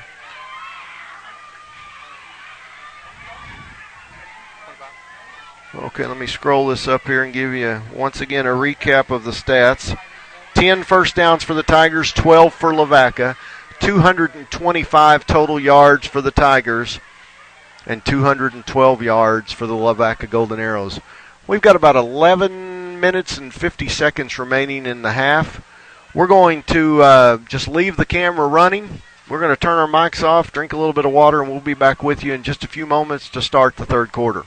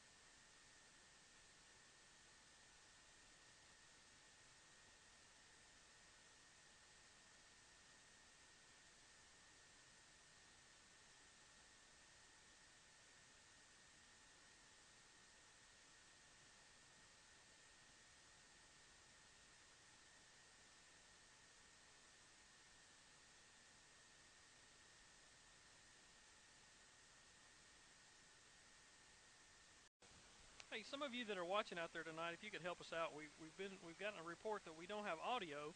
We need to confirm or deny that, or that we've gotten it working again. If someone could email us real quick and let us know if our audio is back on.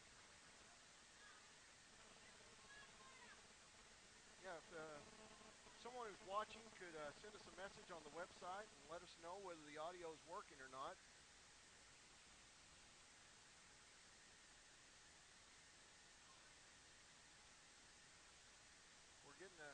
We're getting a report that there's no audio. I guess we won't get a response on the website if there's no audio.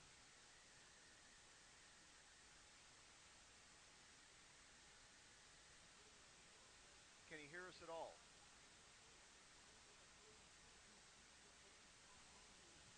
No talk at all.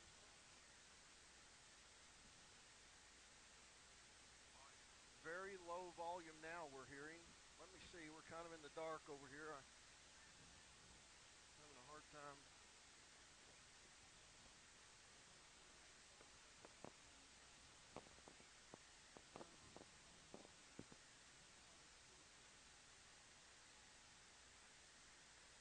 Hold that over here again, Dennis. Give me a little light, and I'll see if I can see something here.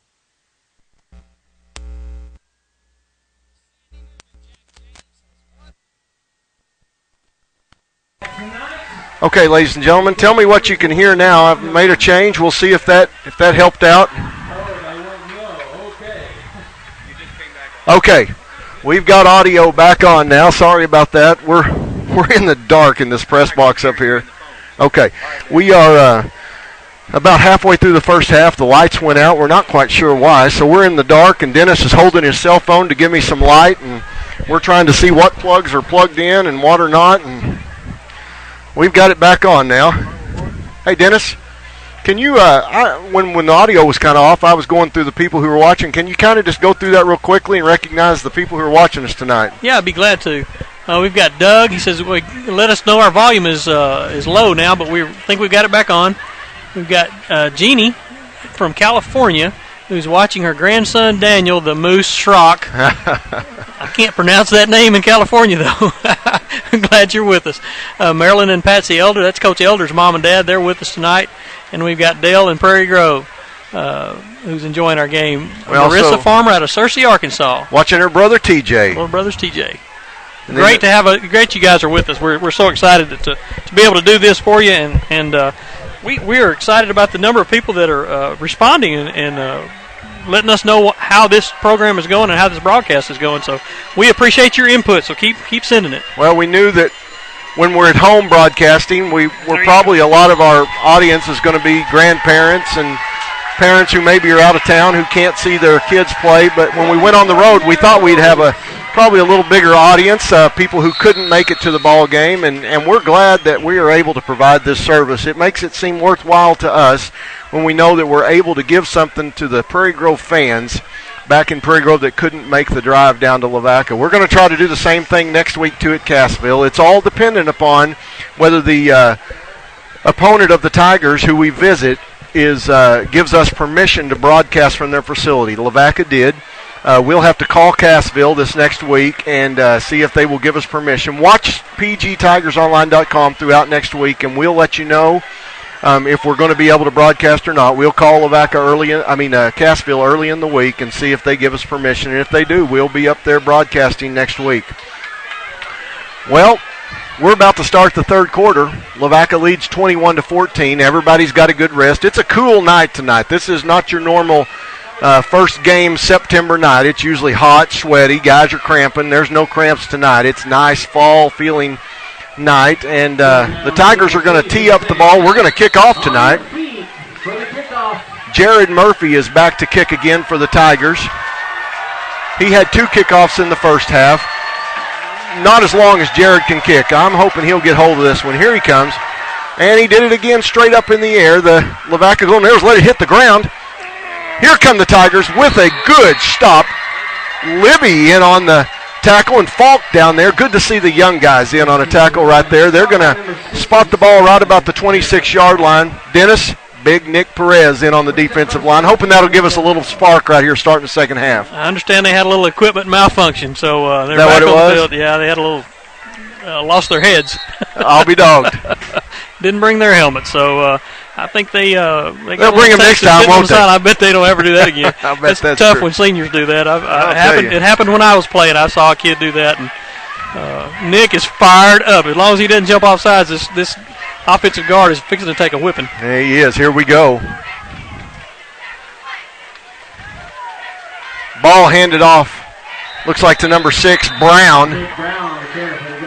He's going to get about 2 yards on the carry, 3 yards on the carry. Brought down by number 20, Weston Bartholomew in for the Tigers. I tell you, I tried to watch Nick isolate on what he was doing there, and he is going to give us an advantage. I guarantee you. They had to double team him, and they did a good job of double teaming him. But if they're double teaming him, that leaves somebody else free to come make a tackle. So he's doing his job by tying up the offensive lineman, and those linebackers are just going to have to run and make plays now. Dalton Kurtzinger comes back in. He's playing middle linebacker for the Tigers. McNally rolling to his right. Oh, there's Murphy. Misses the tackle in the backfield. McNally's coming swinging to the left. There's another missed tackle by Ellis. McNally gets away. In comes Weston Bartholomew. Another missed tackle. Finally brought down by number 21, Jared Murphy, but not after about a 10-yard, 12-yard jaunt by McNally. And Dennis, he started out, he rolled to the right. We had him in the backfield, and then he begins to run for his life. And I'll be dogged if we didn't have about 3 missed tackles, and he makes his way all the way down for a first down. Yeah, the missed tackles didn't help. We had a stunt on this side of the defensive line.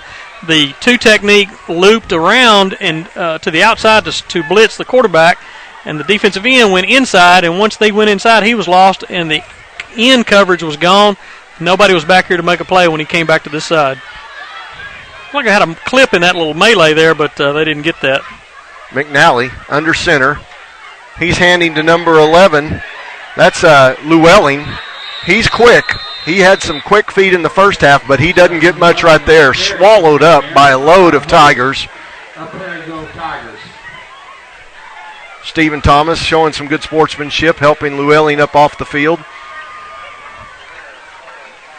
Perez, Sugg, Thomas, a load of Tigers in on that tackle. That's a gain of 1. That's nice to see. 2nd and 9 for the Golden Arrows here, starting the third quarter. We've played almost 2 minutes. The Golden Arrows lead 21-14. Tigers come out on defense to start the third quarter. Looking for a stop right here. 2nd and 9. McNally kind of bobbles the snap. He's throwing it up for... Oh, and there's an interception. Cooper Winters, ball in his hand. He comes to the ground, and the ball just pops out. They're going for their main man, Tyler Teague, down the left sideline. Ball was thrown up. Cooper's tall enough. He's about 6'3", goes up, just couldn't hang on. Couldn't hang on. That would have been a big play. Still got him at 3rd and 9. Got another chance to make a good play. I think John Halbert was in good position on that pass. He was. It just Cooper broke on the ball like a good safety would do, and did a good job. That was nice. Well, McNally and Teague make their way back out to the huddle. Teague's going to split wide to the right. He's their main receiver.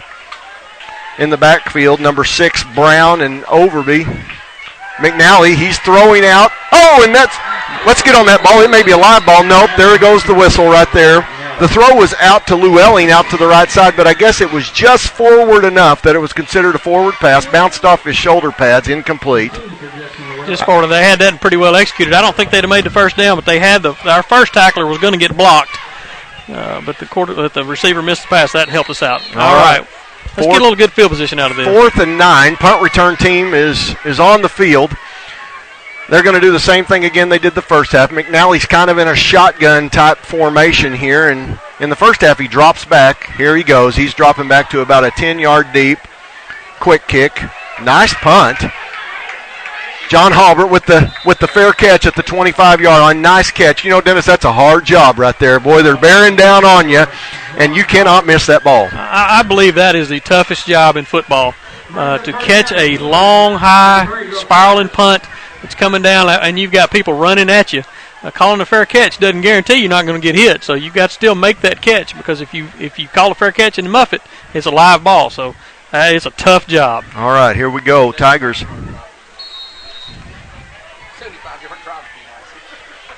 Tigers taking ball over at the 25-yard line. Lynn's telling us in our ear he'd like to see a 75-yard drive by the Tigers, and I would too. There's the snap. Hand off to Jared Murphy up the middle. Look at him carry tacklers up all the way up to the 31-yard line. I'll tell you what, Dennis, they got through the line quick right there. I don't know what happened. I don't know if we're varying up the snap count, but that looked like a situation where they were just going on our snap count and hoping that they guessed right, because he was definitely in the backfield really quick. Boy, he was. I'll tell you, they got through the line quick, and we were lucky to get the handoff to Murphy. I mean, they almost just blew that up right there. Cooper Winters breaking the huddle, coming up underneath center. Let's see, Murphy and Bartholomew in the backfield. Winters is going to roll to the left. He's looking. Nice pass and throw. Who was the recipient of that throw? Number 88, Seth Sapp, all the way down to the 30, up to the 39-yard line of the Tigers. That's a nice play. Well, that's something you don't even see college kids do right all the time. He got past the line to gain the first down and came back to catch the ball, but still made the first down. That was a really well-executed play. What I liked about that is that pass was in a location where if we didn't catch it, nobody was going to catch it. That's right. Sapp went down on the ground, caught it nice and clean, and we're on first down for the Tigers. Here we go. Winters up under center at the 39. Sugg in motion. Here we go. Quick pitch to Bartholomew around the right side. There's a cut. Nice cut. He's pulling all the way up to the Tiger 49-yard line. We got the crack back that time. Got that a boy, Weston. I did see a lot of guys out over that right side with blocking right there. Weston's so quick, he kind of outruns blockers sometimes. That's right. We walled him up pretty good there. That was nice to see. Well, Dennis, it looks like the field has got dew on it. They're switching balls every play now, wiping them off. Winters up under center. Looks out, split wide to the left. Looks like Daniels and Sugg. There's a snap. Handoff to Murphy up the middle. He dropped the ball. Oh, we got it back. Looks like he picked his own fumble up, boy. Now, we don't want to start the third quarter off with a turnover like we did in the first half. Lynn and I were just commenting on that it's the sophomores in the backfield right now. They're good ones, but, boy, we can't lay it on the ground. You know, we were joking about Schrock in the first half carrying that ball with two arms, but boy, right now, let's do that. Let's carry it in two arms. Let's do that. While we're moving it, let's keep it. Christian Denton comes in for the Tigers, split out wide to the right. Winters up under center once again. Murphy, Bartholomew in the backfield. There's the snap. Winters gives it to Bartholomew around the left side. He makes a small cut. Thought he was down in the backfield, but is able to pick up about a yard. That's going to be a 1 yard gain. That's going to bring up 4 yards, 3rd and 5. Dennis, the officials are out of practice. You can tell it's their first game. They're trying to throw the balls off to the side, and they're just bouncing all over the place out here. It's first game for them, too. Well, split out wide to the right is Sapp and Sugg. Bartholomew, Murphy in the backfield. Handoff to Murphy. He's going to go off the right side, and he's going to get enough for a first down. Look at Big Jared rumble down the field, and he's going to carry it all the way down to the Golden Arrow 36-yard line. And Dennis, right here is where we're going to start seeing some fatigue if it's going to happen. I think this is it. This is a good, long, sustained drive. We're starting to find out what they're going to be made of. Hey, if we hadn't been on his back on that play, we may have been still running. Got a man on his back, though. Well, the Tigers make their way up to the line. Looks out, Halbert, Sugg, split out wide to the right. Bartholomew, Murphy back in the backfield again. Winters with the snap, handing to Bartholomew right up the middle, and it's wide open for a good, that's a 6 yard gain. Well, look at Nick Look at big Nick Sugg down the field there. He took his man all the way. That's Perez. That's Nick Perez. That is. He's playing tight end tonight, and I'll tell you, he got a block. He had a downfield block. Number 11 is going to be looking for him next time the play starts. Nick goes all the way down, gets the safety, and takes him to the ground. Gets the safety. Dakota Daniels carries the play in for the Tigers. A little bit of a different feel about the Tigers this half. Little spring in their step. They're moving the ball. Let's hang on to it. Yeah, Weston hit that hole hard, made good yardage. That was a good play. Nice play. Daniels split out wide to the right. Murphy, Bartholomew in the backfield. Here comes Caleb Sugg on the wing back reverse. The one that's squared. It's open again. He's going all the way 5. Touchdown Tigers. 2 times that play is scored tonight. That was beautiful. That was beautiful. Boy, that's the way to block that play. we kind of lull them to sleep with the fullback, tailback going right, left, and then all of a sudden we fake it and come back with Caleb Suggs swinging around the end, and it's wide open. And 2 times now we've got a touchdown out of that play. Tigers have pulled back to within 1 now with 6:19 left in the third quarter. Lavaca leading 21-20, but I'm sensing a bit of renewed energy from the Tigers. I believe Coach Absher got their attention. Okay, you guys, a little Kiswick there. It goes. Look at that nice kick. Nice Landon kick. Allen with hey, I his hope you're still with us. That's another good kick point by Landon. Hey, you guys from Kiswick, classmates of Landon's there in Charlottesville, Virginia. If you're watching, hey, get on that internet site there and email us and let us know how you feel about what's going on. All right, well, the Tigers have come right out in the second half, went on defense, held Lavaca. Lavaca punts. The Tigers have a nice drive down the field. Lynn asked for a 75-yard drive. He got a 75-yard drive, and the Tigers go down and score and tie this game up 21-21. We're sitting at 6:19 left in the third quarter. Ladies and gentlemen, I'm getting a sense that the Tigers have had a renewed sense of energy, like I said earlier, and we're going to see if they can put 2 good defensive efforts together in a row right here. Jared Murphy's going to tee the ball up again.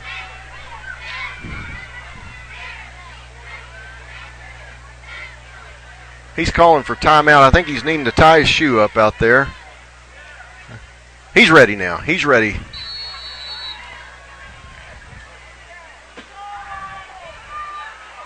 All right. Jared, let's get a good kick here. Tigers line up. The Tiger fans are making noise. Murphy gets under it again. Caught by number 11, Lou Elling, and he is down immediately. That looks like number 2 again, Terry Libby down there on the coverage. That's twice. He's been right down there. Boy, you like to see a young guy starting to get in there on that kickoff coverage.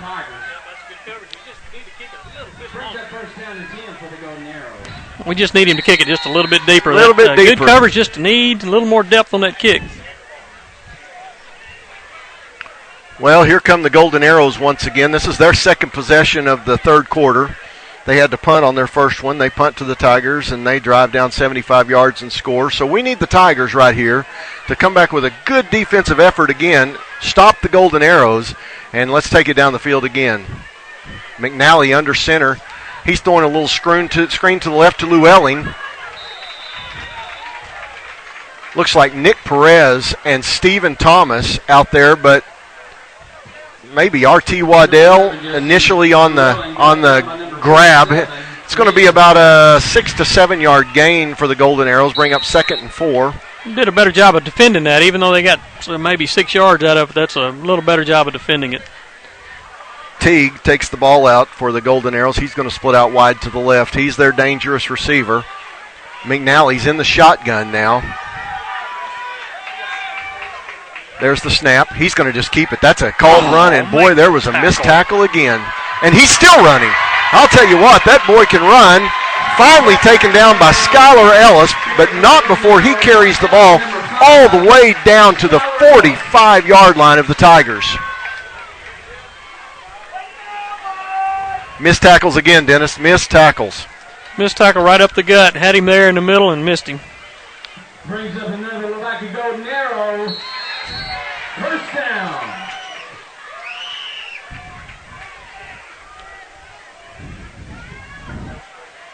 Tyler Teague, number 19 for the Golden Arrows, splitting out wide to the left. There's a timeout. The officials have blown the whistle. The clock has stopped. They say that's their timeout. Number 11, Llewellyn, is coming off to the side of the field. Dennis, I think it's something with his helmet. Looks like an equipment malfunction. He's pulled his helmet off. Let's see here.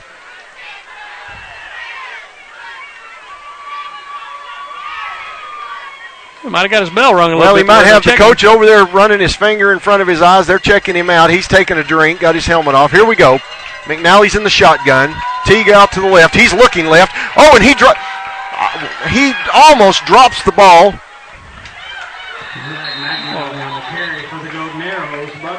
Dennis, he gets the snap on the shotgun, and the ball just slips up out of his hands. He grabs it and still gets back to the line of scrimmage. Well, I'll tell you, he's a slippery dude tonight. Yeah, we didn't just get him down when we got him hemmed up. Yeah, we had his legs, and he was standing fighting for more right there. He's a fighting runner. Done well for the Golden Arrows tonight. I see Trent Southern come in for Nick Perez. He's going to be right over the ball there. We need Big Trent to pretend like he's pushing something on the farm and just push that center straight back. Got him in a straight nose. Here we go. McNally in shotgun. He gets the snap. Pass over the middle. Incomplete. Not sure who that was supposed to go to, and I don't think the Golden Arrows quite knew who it was going to either. So that's going to bring up a 3rd and 10 for the Golden Arrows from the Tiger 45-yard line. Hey, you mentioned Trent, and Trent did a good job. I isolated on him that play. He did a good job driving the center back toward the quarterback, and that little bit of pressure may have caused him to throw a bad pass there. So that was good to see. He got some penetration on him. That's right. Well, I hear the Tiger fans. They're loud across the way. They're cheering, and that's good to hear. They're loud. The Lavaca fans are calls timeout. All right, 3rd and 10. Lavaca calls timeout. They're going to talk it over a little bit here. Now I see Coach Laird coming out. He's clapping. He's excited this time. Boy, in the first half, he wasn't real excited. He's a little bit better this half. A little happier with this result right now. Needs to make a play here. 4:17 remaining in the third quarter, tied 21. Whatever we do in this situation, whatever play they run, we just need to execute the tackle. If they get the first down, they get the first down. That's things happen like that. But we need to make the tackle. Don't give them a touchdown or a big play. That's right. Keep the momentum on our end of the field. Yeah, we've missed a lot of tackles tonight, and you make those tackles, and boy, you change this game around right here. That's right.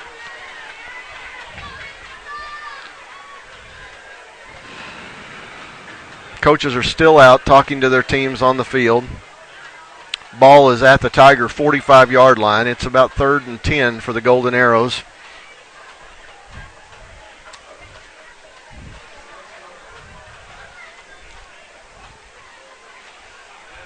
Once again, we hope that everything's looking good on the viewing end.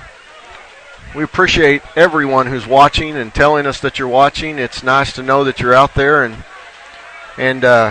we're learning. We're trying to say the right things at the right time. Bear with us. We're hoping we'll get better throughout the year. Dennis and I are pretty old, though. We probably don't learn real quickly. We're going to do our best, though. Here we go. McNally in the shotgun. There's the snap. He's looking. Intercepted by John Halbert. John Halbert. At the Tiger 35. There's a flag in the backfield, Dennis. Oh, I didn't see what may have happened. Oh, I hope that's not a roughing.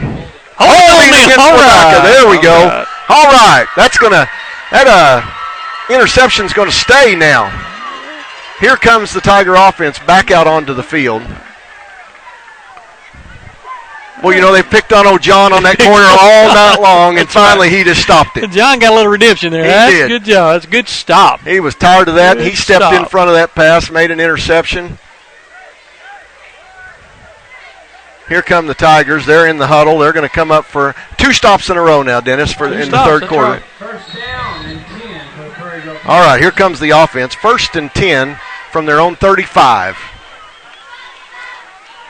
Murphy in the backfield, along with Schrock. Boy, Murphy got nothing right there.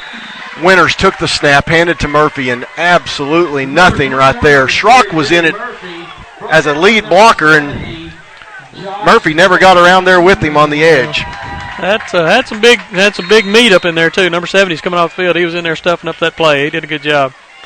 I believe that's one of those James boys. Schrock comes off the field. Ellis comes in. Christian Denton bringing the play in. He comes out split wide to the right. Winters at quarterback. Landon West at wingback. There's the snap. Winters, Ellis around the left side, looking for a hole. He makes a cut upfield. He's going to pick up about 4 yards. nice to see that, Dennis, when he's going around the left side. There's nothing there to cut it up north and south. Let's go to the end zone. Get north and south as quick as you can. The difference between Schuyler and Weston is Weston just hits it and explodes, and Schuyler kind of picks and chooses a little bit, which is not a bad thing, but he's not quite as quick getting up in there. Ellis, Murphy back in the backfield again. Daniels and West split out wide to the right. There's the snap. Winters rolling to the right. He's got time. Landon West up for the catch. Nice pass, nice catch. Landon West all the way down to the Golden Arrow 47-yard line. That's another good catch by Landon. That was a good route, good catch. Execute those plays on third down, you'll keep the chains moving. Coach Absher said early on in the year that Landon West might have some of the best hands on this team, and he went up and took care of that pass and brought it down for a Tiger first down. We're down in Golden Arrow territory, down to their 47-yard line. The offense makes their way up to the line, spit out wide to the left is West again, and Halbert. There's the handoff to Murphy up the middle. He's picking his way. He breaks out wide to the left. He's got room to run. He's down to the 20. He breaks the tackle. 10, 5, touchdown, Jared Murphy.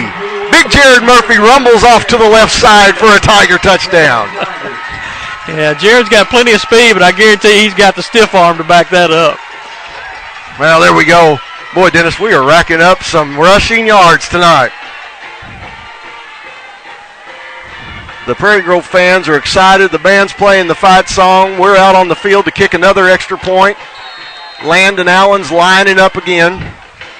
Here comes John Halbert. He'll be the holder.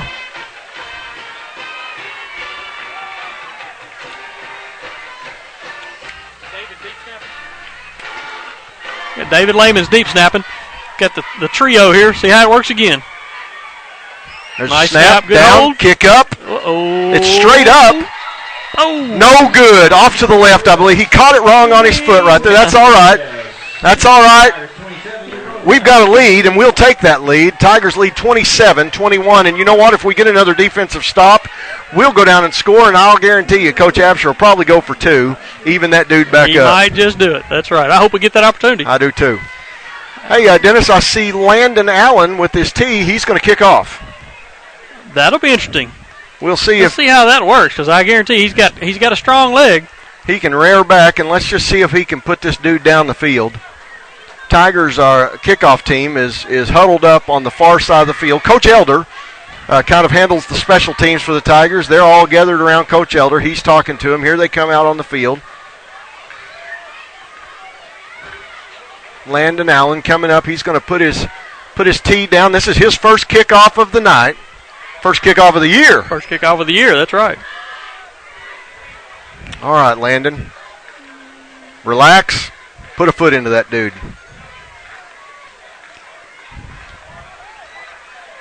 All right, he's got her set the way he wants it.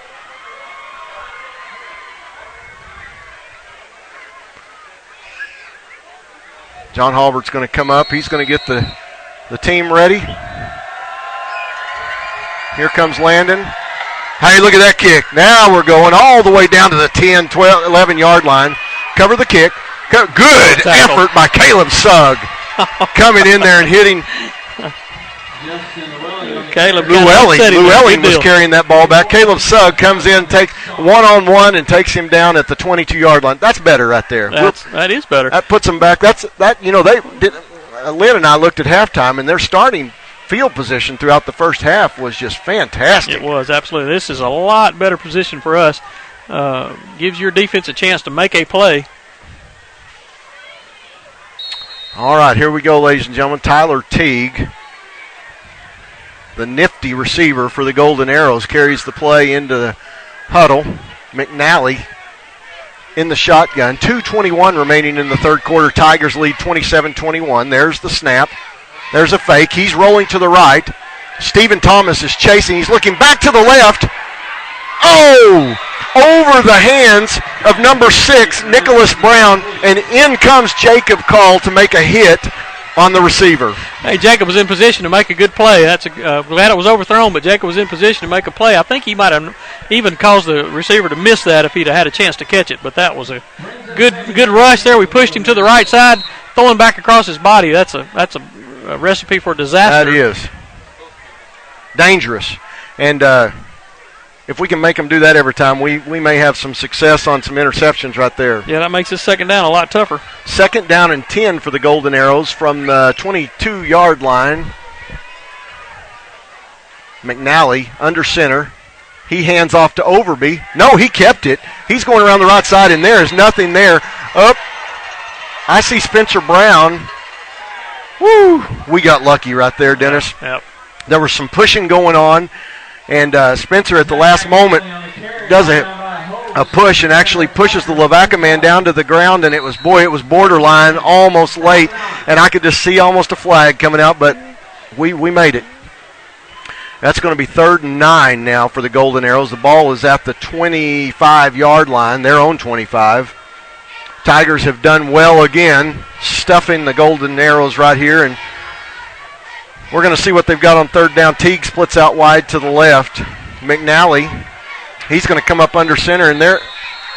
All right, we've got a flag before the play ever starts. Delay of game. Delay of game, the 25-second clock expired. I wasn't watching it. The coach is saying something. The referees are talking about it out on the field. Now they're going to call another referee in. There's 2 flags, actually. It seemed like 2 officials actually saw it. Well, it's the official's job in the very deep backfield, the defensive backfield. He's called the back judge. He's responsible for the 25-second clock. And normally, if they're – I'm not sure what's going on here. They have the Golden Arrows have called timeout. I think he's going to question the call. He's going to talk to the official, yes. I'm not sure what the question was there if the clock ran out. Well, Dennis? It doesn't appear. I don't know what the call is yet. Let's see what they're going to do. They're going to wave this flag off? I believe they have. They've picked the flags up now. You know, what could have been happening there is Coach Headley could have been saying that he called the timeout before it actually expired. It's very possible. They talk to each other and say, yeah, you got the timeout called, so we're going to give them the timeout instead of the penalty. Very possible. That's a possibility, and that looks like what has happened because they're not backing the ball up for the penalty. Right, they've picked their flags up now, and there was a time when you had to call the timeout on the field. A player had to call the timeout, but now with all these spread offenses and no huddle offenses, they decided that the coach ought to be able to call that, especially when you're looking at that play clock and the coach needs to call timeout instead of lose that yardage for a penalty. All right, here we go. The Golden Arrows make their way back up to the line. 1:24 remaining in the 3rd quarter. Teague split out wide to the left. McNally under center. Number 6, Brown in motion. Boy, the Tigers get in the backfield quick. He tried to make a pitch, and there was no time to pitch the ball right there. I tell you what, Kendall, that was a wingback reverse. They were trying to come back with a wingback on the inside. Kind of like ours. Too much penetration and stuff the play. We've talked about that on our side of the ball. That's right. If you don't block it right, that play will get stuffed immediately. And that's exactly what happened there. There was nowhere to go on that one. All right, the Golden Eagles are going to line up in their kind of pseudo punt formation here. McNally, the quarterback, he's going to drop back to about 10 yards. There's the snap. Quick kick. Boy, that's going to be good for the Tigers. Get out of the way, get out of the way. Excellent field position. All right, the Tigers are going to start at the Golden Arrow 49-yard line. Fantastic. 38.7 seconds remaining in the 3rd quarter. Prairie Grove leading 27-21.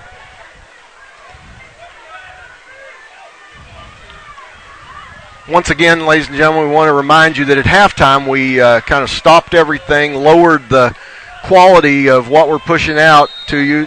No, it probably doesn't look as good in the second half as it did the first half, but we're hoping that cleared up some of the jumpiness that you were seeing in the first half.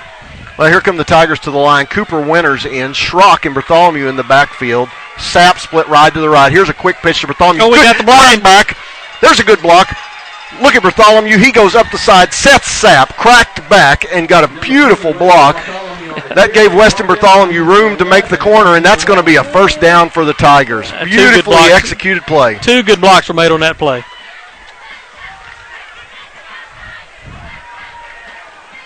That's a first down for the Tigers all the way down to the Lavaca 34-yard line. Here come the Tigers up to the line. Winters under center. Schrock, Bartholomew in the backfield. Number 40, Landon West and Christian Denton split out wide to the left. There's Schrock. He tries to make it wide to the left. There's no room for Schrock to go around the left. Daniel Schrock on the carry, brought down by number 16. No room for Schrock around the left side that time. That was a tough situation. Watching his offensive line and defensive line getting after it. We're getting after their best linebacker right now, and he's not making any tackles. That was Spencer Brown. They're getting after him. That's the end of the third quarter, ladies and gentlemen, with the Tigers leading 27-21. Ball on the Lavaca 34-yard line.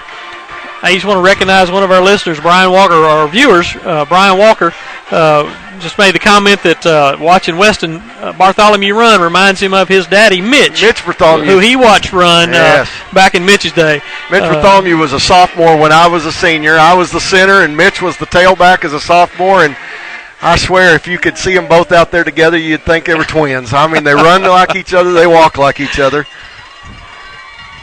Well, let's hope old Weston can keep up the tradition. That's right. I see old TJ on the sidelines getting the crowd fired up. He's on the long jump ramp over there. He is getting them fired up. Look at him going. He's about the 30-yard line. Steve's asking me, where's he at? He's standing at the 30-yard line right there without a helmet on. TJ has sacrificed for the team. We talked about how two of the starters, I guess Dennis said equipment malfunction, had left their helmets at the house and had to sit out the first half because of it. TJ, the ultimate team player. He's going to do what he can for this team. He takes that helmet off, and he's excited out there, getting the fans going, getting the team going. The best thing that could happen with that situation is if we win tonight, that'll just be a funny story 10 years from now. But if we don't win, it won't be very funny. That won't be funny. All right, here come the Tigers out onto the field. They're going to go straight up to the line of scrimmage. Winters underneath center. Looks like Schrock and Bartholomew in the backfield. Halbert split out wide to the right. There's the snap. Handoff to Schrock over the right side. He's got room. He's bullying his way all the way down to, let's see, I'm having a hard, looks like the 25-yard line. To the 25, he's going to be just a little short. Little short of the first down. That's going to bring up about a third and 1 yard. Third and one. He's protecting that ball and running hard. I like that. Right now we want to get a good snap to the quarterback. Quarterback make a good handoff and hang on to the ball, and we're going to go down and score right here. Schrock and Bartholomew back in the backfield. Winters up under center. Oh. What do we got? We got movement on the wing back. Our wing back's kind of falling forward there. Movement on the wing back. That's going to be a procedure penalty against the Tigers. We haven't had a whole lot of penalties tonight. Had a lot of penalties. Especially for the first game. Maybe pretty, our pretty first clean. or if maybe second one. That's the first one I remember. Had a pass interference. Had a pass interference. That's right. That's right. Well. All right. Well, you know what? We got to make more on this. We're kind of in 4-down territory here. We get a little closer here. We have to go for it. I think that wouldn't be a bad plan, but let's get it right here. Ball on the 30. Winters up under center. Sugg in motion. There's the snap. Quick pitch to Bartholomew around the right side. He makes a cut. He's got room. He is down to the touchdown, Tigers! Touchdown! We couldn't hardly see it from here, but he did. He made it past the goal line for another touchdown for the Tigers. That puts the score at 33-21 Tigers. Well, Brian, I know you're proud to see that one. That is Weston Bartholomew's first touchdown as a senior high football player. That was a good little run, boy. That was a dandy run. Well, Dennis, like we talked about earlier, offense is in. We're going to go for two. Yep. We're going to make up for the missed extra point last time right here. I wouldn't mind seeing us run the same play. Let's get Weston out around the end and score right here. Send him right to the pylon. I mean that. 11:01 remaining in the fourth quarter. The Tigers have just scored again to put the score at 33-21. Split out wide to the right is Sapp and West. There's the snap. Winters rolling to the right. He's going to run. Get in the end zone. There he is. Oh, we got a holding penalty on him. Are we going to have a hold? Yeah, we got a hold. Looks like we're going to have a hold on our wide out over there. That was a designed run all the way, Dennis. Holding on the Tigers. Right. on the play, holding on the offense. So, are they declining and we're not going to get a shot? No, is that what we're seeing? I'm assuming. I don't know. I'm not up on my officiating like I need to be. If they. So it looks like, if we're interpreting the signs correctly, holding on the 2-point conversion for the Tigers. You don't get a replay of the down, I suppose. I guess not. The Golden Arrows have declined the penalty. So no, no good. They accepted the penalty. We just don't get to replay the down. I guess that's on a 2-point conversion. I'm assuming you don't get the option of replaying the down. New to me. I would have thought we'd have backed up 5 if there's a and penalty, gone again. you get to replay the down. That's what I thought. I think we may be getting that straight right now. Looks like the referee is Coach going over our huddle. Maybe something is going to be panned out here a little better. Let's move right down here on Coach Absher. He's talking to the official. Let's see. Yeah, he scored. Coach Absher calling the official over. Hold on. Hey, hold on, Dennis. Hold on here. It looks like something's changing. It looks like we're going to get to come back. We are going to go back. I don't know how you get a penalty and not get to replay the down. That kind of confused me. Now, if it was on the defense and we still scored, that would make sense. Coach Absher calls the official over, and they end up changing. It's not going to be nearly as easy now, though. What about the 13-yard line? That was a 10-yard penalty from the spot of the foul, which was off the line of scrimmage. Okay, I'm getting feedback now that we're coming through clear. We're not chopping anymore. Sounds coming through clear. Someone I work with, Dennis is saying it sounds like Keith Jackson for the Hogs up here. That's not all bad. Cooper Winters rolling to the right. Oh, what a catch. We got it. Who is that? 2-point conversion. Is that Christian Denton? Number 86, Christian Denton. Nice catch. Just gets over the line. Nice catch. Cooper Winters rolls to the right, finds him, and again throws it low. Denton goes down low and catches the ball for the good 2-point conversion. Well, that's a positive again. That is a positive right there, I can guarantee you. 35-21, Tigers lead now with 11:01. Dennis, when we went into halftime, it was 21-14 Lavaca. We have now come out and scored 3 times, and they've scored none. This is the way we thought the game would go when we came down here. We thought it would progress to that point where I'm glad it started in the third quarter instead of the fourth. Boy. We can just pour it on. Hopefully we continue to lay it on them right here. Okay, well, Jared Murphy kicked 2 or 3 times. Landon Allen comes and kicks one to the 10. Murphy's going to go in, and we're going to say, hey, Murphy, match that. Match Landon's kick. Giving him a chance. There you go. There we go.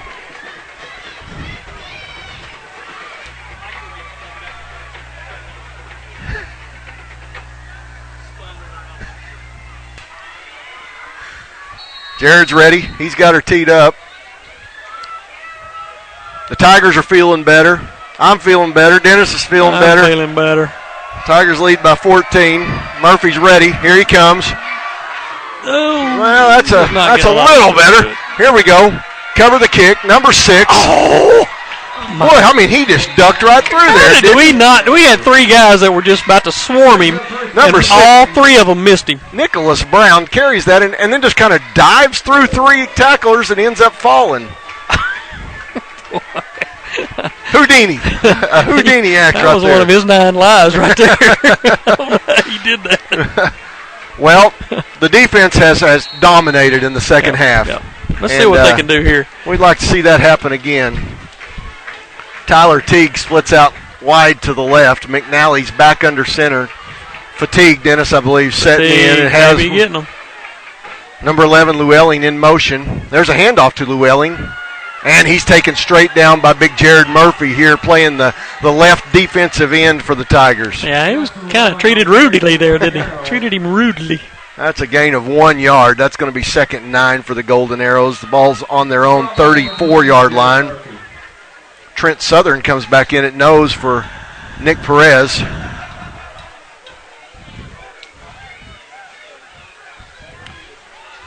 Number 80, Kevin Kimberlin. Don't know him. I haven't called his name tonight, so he may be new carrying plays in. McNally up under center. number 6, Nicholas Brown, on the carry again. He's the one who returned the kickoff and made it past the tacklers. He picks up about 4 yards. That's going to bring up 3rd and 4, a long 4, almost 5. Ball on the 39-yard line of the Golden Arrows. Need the defense to step up big right here and make a stop. Another big down. There's their main guy, Tyler Teague, carrying the play in for the Golden Arrows. He's going to split out wide to the left. We need to keep an eye on him. John Halbert's going out with him. McNally up under center. Number 6, Brown in motion. There's Overby up the middle. Come up, we need a hit. Make a hit. It's all about forward progress here. It is. That official that's waving his arms has got the forward progress. Boy, he was generous. Couldn't get up to make the hit to back him up in time. We just happened to have the spot right here where we are looking straight across the field at where that ball was at. And when you say generous spot, it was generous. That was a generous spot. We had him hemmed up. We didn't have anybody to knock him backwards at the right time. That's right. What we needed. We just didn't get to him in time. That's all right. Golden Arrows with the ball at their own 44-yard line. The clock is running. 9:17 remaining in the game. Tigers lead 35-21. It's been an entirely different type of second half than the first half was. Oh, my goodness. Dennis, did you see Nick Perez? McNally rolling to the right. Almost intercepted. Nice play by Caleb Sutton. Very nice play by Caleb. Nick Perez drove that center almost all the way back into the quarterback. Yeah, if that had been a running play, it would have been a bust right there. Wow. I think that's what our strategy is going to be. They're keeping our nose man fresh and driving that center back into the backfield is disrupting their offense. It sure is. Boy, I'll tell you. Well, that brings up 2nd and 10 for the Golden Arrows. Ball on their own 44-yard line. Number 80, once again, Kimberlin carrying the play in for the Golden Arrows.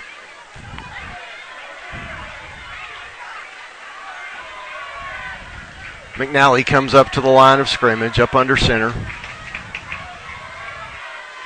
Number 11, Llewellyn in motion. He gets the ball in the backfield. Stephen Thomas almost with the tackle. Boy, I'll tell you, that guy is quick right there, that Llewellyn is, and he ends up getting almost 5 yards. Hitting the backfield, still made 5. Boy, he did. Stephen Thomas shot through there. One of those where he kind of dives at his feet, just didn't quite have a good angle. Yep. Almost tripped him up, but boy, he's got good balance, that Llewellyn does, and he ends up picking up 5 yards. Made a nice run. Got to come to there a little more under control. We're varying our defensive fronts. If they were at a 4-man front that time, now we're back to a 3-man with a nose man. Gives our linebackers a little more room to run. All right, here we come. Oh, McNally, he wanted to hand off, but boy, there was nothing there. But he's going to get enough for a first down. Oh, there's a flag. This may be a dead ball foul here. It may be. This may be a dead ball. Let's see who that's on. Yeah, and a generous spot again. Again, yes. The officials are talking it over. We can't tell what team right now. Here comes the call. Personal foul on the Tigers. Personal foul on the Golden Arrows. Replay the down. Personal fouls on both offense and defense. Offsetting penalties. Is it replay the down? No, not in a dead ball foul. On a dead ball. The play had already been done, and so. No, maybe it is. Well, I guess I don't know. You know, who are we? I don't know. It's been a long time since I officiated football games. And I've never officiated, so we're shooting in the dark here. I don't think that is correct. It's a dead ball foul. You take the result play was of the over. play. The play was over. You take the result of the play, and we would determine whether it's a first down or not, and then we'd keep playing. But this may work out better for us. Well, yeah, 3rd and 5 instead of a first down, and we'll take that. We're of a consensus here that may not be quite right. But there's 5 zebras out there that are going along with it. So Tyler Teague split out wide to the right for the Arrows. McNally under center. Number 6, Brown in motion. McNally drops back. Oh, good job. Who is that out there? That's R.T. Waddell. That's R.T. got underneath the pass, which is where he's been needing to be that first half. Yep. And made two things happen. Either he knocks the pass down or the quarterback throws it over everybody's head. And John Halbert was coming in behind the receiver. He's going to intercept it if it goes over. John's got the job if he does catch it. So good job by the defense right there. Well, that brings up 4th and 5. Going for it.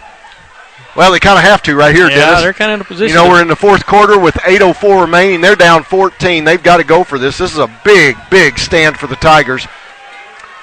Number 19, Teague, split out wide to the left. McNally in the shotgun. There's the snap. He's looking down the field. There's a long. Here we're in good shape. You know what? That was Skylar Ellis. And I don't know if he meant to or not, but there was no reason to intercept that ball because we're going to take it back right here at the 50-yard line. That's right. I'm glad he didn't. I am too. And it almost looked like he was just letting it go because we don't need that interception. Right. Smart play. Well, here come the Tigers back out on the field for offense. Ball right on the 50-yard line. How much time we got, Kendall? Let me see here. Let me look out the end. 8:03 remaining in the game. Tigers leading 35-21. This may be an opportunity for about a 6-minute drive and 3-touchdown lead. Nothing fancy. Let's just crunch this ball down the field. Who we got? Stephen Thomas and maybe Schrock in the backfield. There's the snap. Handoff to Thomas right off the middle. Look at him break through, going for 6 yards. Yeah, this is the battering ram formation right here. That's right. If you don't consider Daniel Schrock, Stephen Thomas, your two big old backs back there in the backfield. And you know, I think that they're thinking what you said a while ago. We're just gonna nickel and dime this dude all the way down the field and score right here and put this game out of reach. Yeah, if you don't throw Jared into that battering ram category, he's got some finesse and some speed. He does. These guys are the hammer. That's right. The other guys are the nail. These guys are going to hammer. Don't need anything fancy right now. Just good snaps, good handoffs, and good yardage. Here we go. Thomas Nice up the cut. middle again. He makes a great cut. He's going to go for about 7 or 8 yards. First down, Tigers. It's beginning to roll our way now, Dennis. Watching our wideouts go down there and pester those safeties. I love it. That was Seth Sapp out there. Seth Sapp out there. He's giving him a little laugh as he goes by him. Dennis, they are switching players in and out quickly now. I believe they have hit the fatigue mark about a quarter ago, honestly. Yeah. It's an advantage to be playing these guys this early in the year because I think they're a pretty good ball team. I really do. They are thin at the depth. Though. They picked fifth in this conference down here, but if they play like they did in the first half, that's right. They might do pretty good. But Charleston's in this conference, aren't they? Charleston beats Clarksville last night. That's right. Charleston is the ringleader in this bunch. Winters up under center. There's a snap. Here's a hand to Schrock around the left side. Oh, boy, he was hit hard. Hit hard by number 22. Who is that? That's I don't have that on the roster. Boy, that was a good hit. He's playing linebacker. I think Daniel ought to go back here and tell old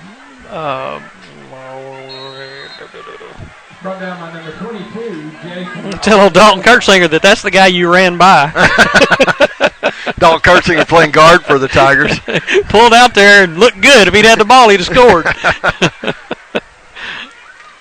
Well, Daniel Schrock has left the game. Skylar Ellis has come in his place in the backfield. So now we've got Stephen Thomas, Skylar Ellis, two seniors in the backfield. There's the snap. There's Ellis right up the middle. Hang on to the ball. He's going to pick up enough for a Tiger first down, looks like, all the way down to the Golden Arrow 28-yard line, and that is a first down. 6:07 remaining in the game. 35-21 Tigers lead. Here comes Schrock back in. Who's he coming in for now? Stephen Thomas. They're just going to rotate in and out here. Thomas carried some nice carries on this drive. He's going to go off to the side. We're now going to have Daniel Schrock and Skylar Ellis in the backfield. The big offensive line for the Tigers is now beginning to have their way up front. Yeah, we're pushing them around a little bit right now. Dakota Daniels carries the ball in for the carries the play in for the Tigers. Yeah, you're right. We're down to 5 seconds on the play clock.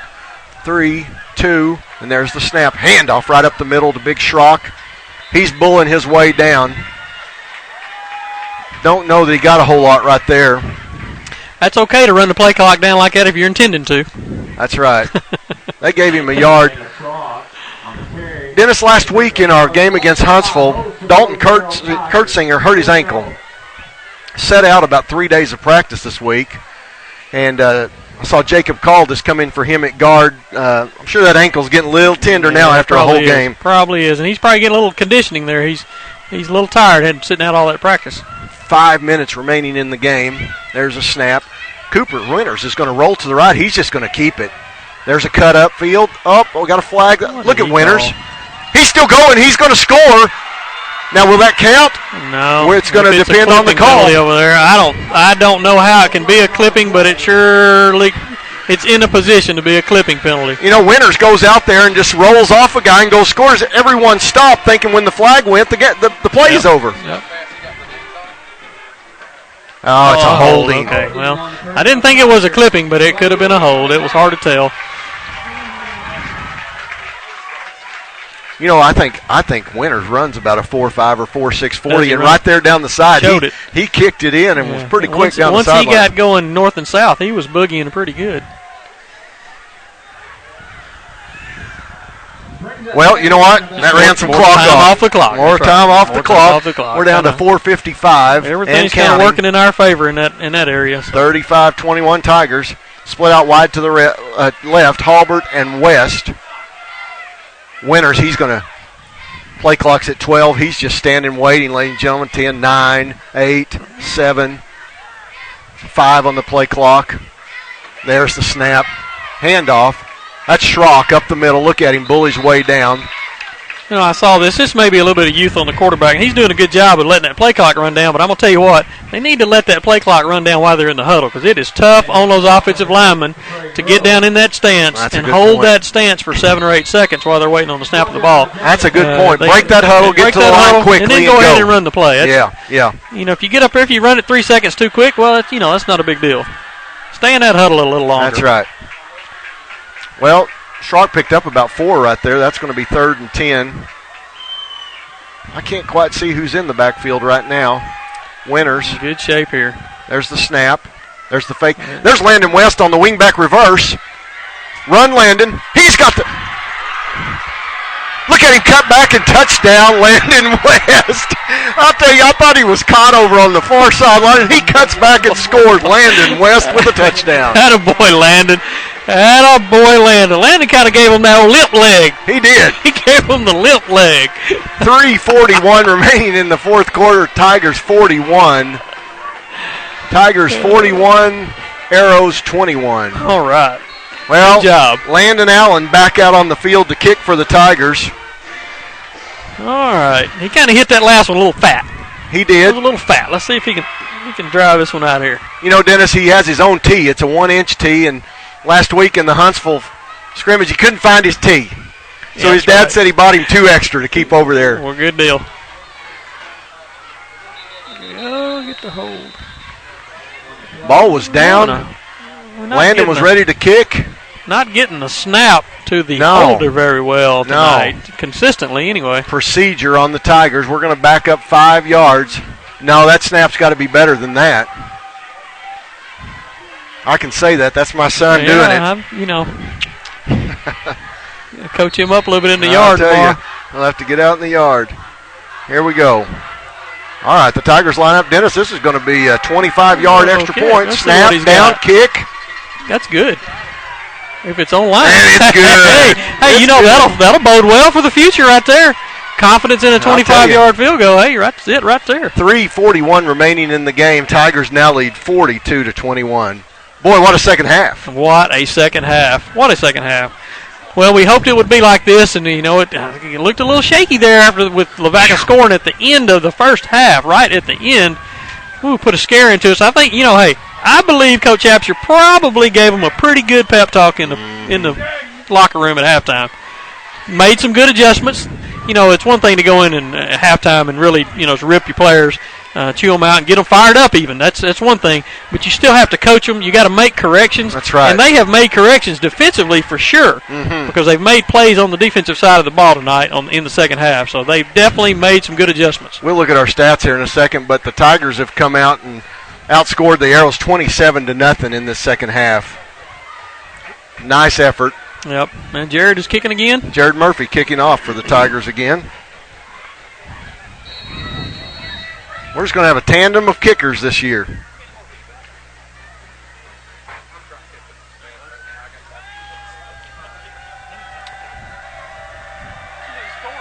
All right, Jared, here we go. That's a better kick. Ball's on the ground. Trouble. Cover the kick. Somebody cover. There we go. All right. Good coverage by the Tigers. That was number 11, Lou Elling on the on the return. Landon West. He's probably a little fired up. He is fired up. He goes and scores a touchdown, then goes and makes the tackle on the kickoff. You got to like that. Okay, Dennis, Luke Johnson, number 51, I see in over at the right end. He's going to get some playing time. How much time we got, Kendall? Well, just so we'll know here. 3:38. 3:38. Okay, here we go. Let's shut him down here. All right. Don't give him anything long. Luke Johnson in. John Coffey coming in for Cooper Winters at safety. Dakota Daniels back at safety. Thank you. Appreciate it. There's a handoff to Overby up the middle. Oh, that's a good hit. Who came in? That was Caleb Sugg in with the good hit. And Daniels and Trent Southern and John Coffey getting up out of that pile. Number 58, Trent Southern. Looks like Overby maybe tweaked an ankle or something right there, but he got a young defense in there right now. You know what, Dennis? He's got a cramp is what Overby's got. I bet he does. He's got a cramp in his calf, and he's trying to work that out real quick. I can understand. Well, you know, we were watching a ball game there now on TV, and when you get those cramps, it is just hard to get that out and then go back in the game because they just keep wanting to come back on you. You can't hydrate enough during the game to get those cramps away. And it's not really a thing of conditioning. It's just some people, their bodies are going to run water out quicker than that, and that's where that cramp comes, when it's not enough fluid in your body and your system. I was that way as a player. I didn't get them during the game, but, boy, when I got home, I had them. Thomas Sainer last year for the Tigers. Thomas Sainer would, boy, in those hot games, cramp almost every game. Well, our most famous cramper was Anthony Sharp.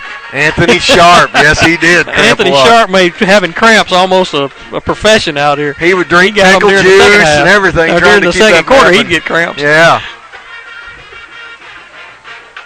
Number 6. Nice play. Nice job. Nicholas Brown, and boy, just no room there. And, boy, Dennis, we've got lots of new players in on defense that's right here. That's what I liked about that, is young kids out there making plays. Yeah. I see Jacob Collin there finishing it off. There's Beach coming in. Yep. Falk out on the right corner.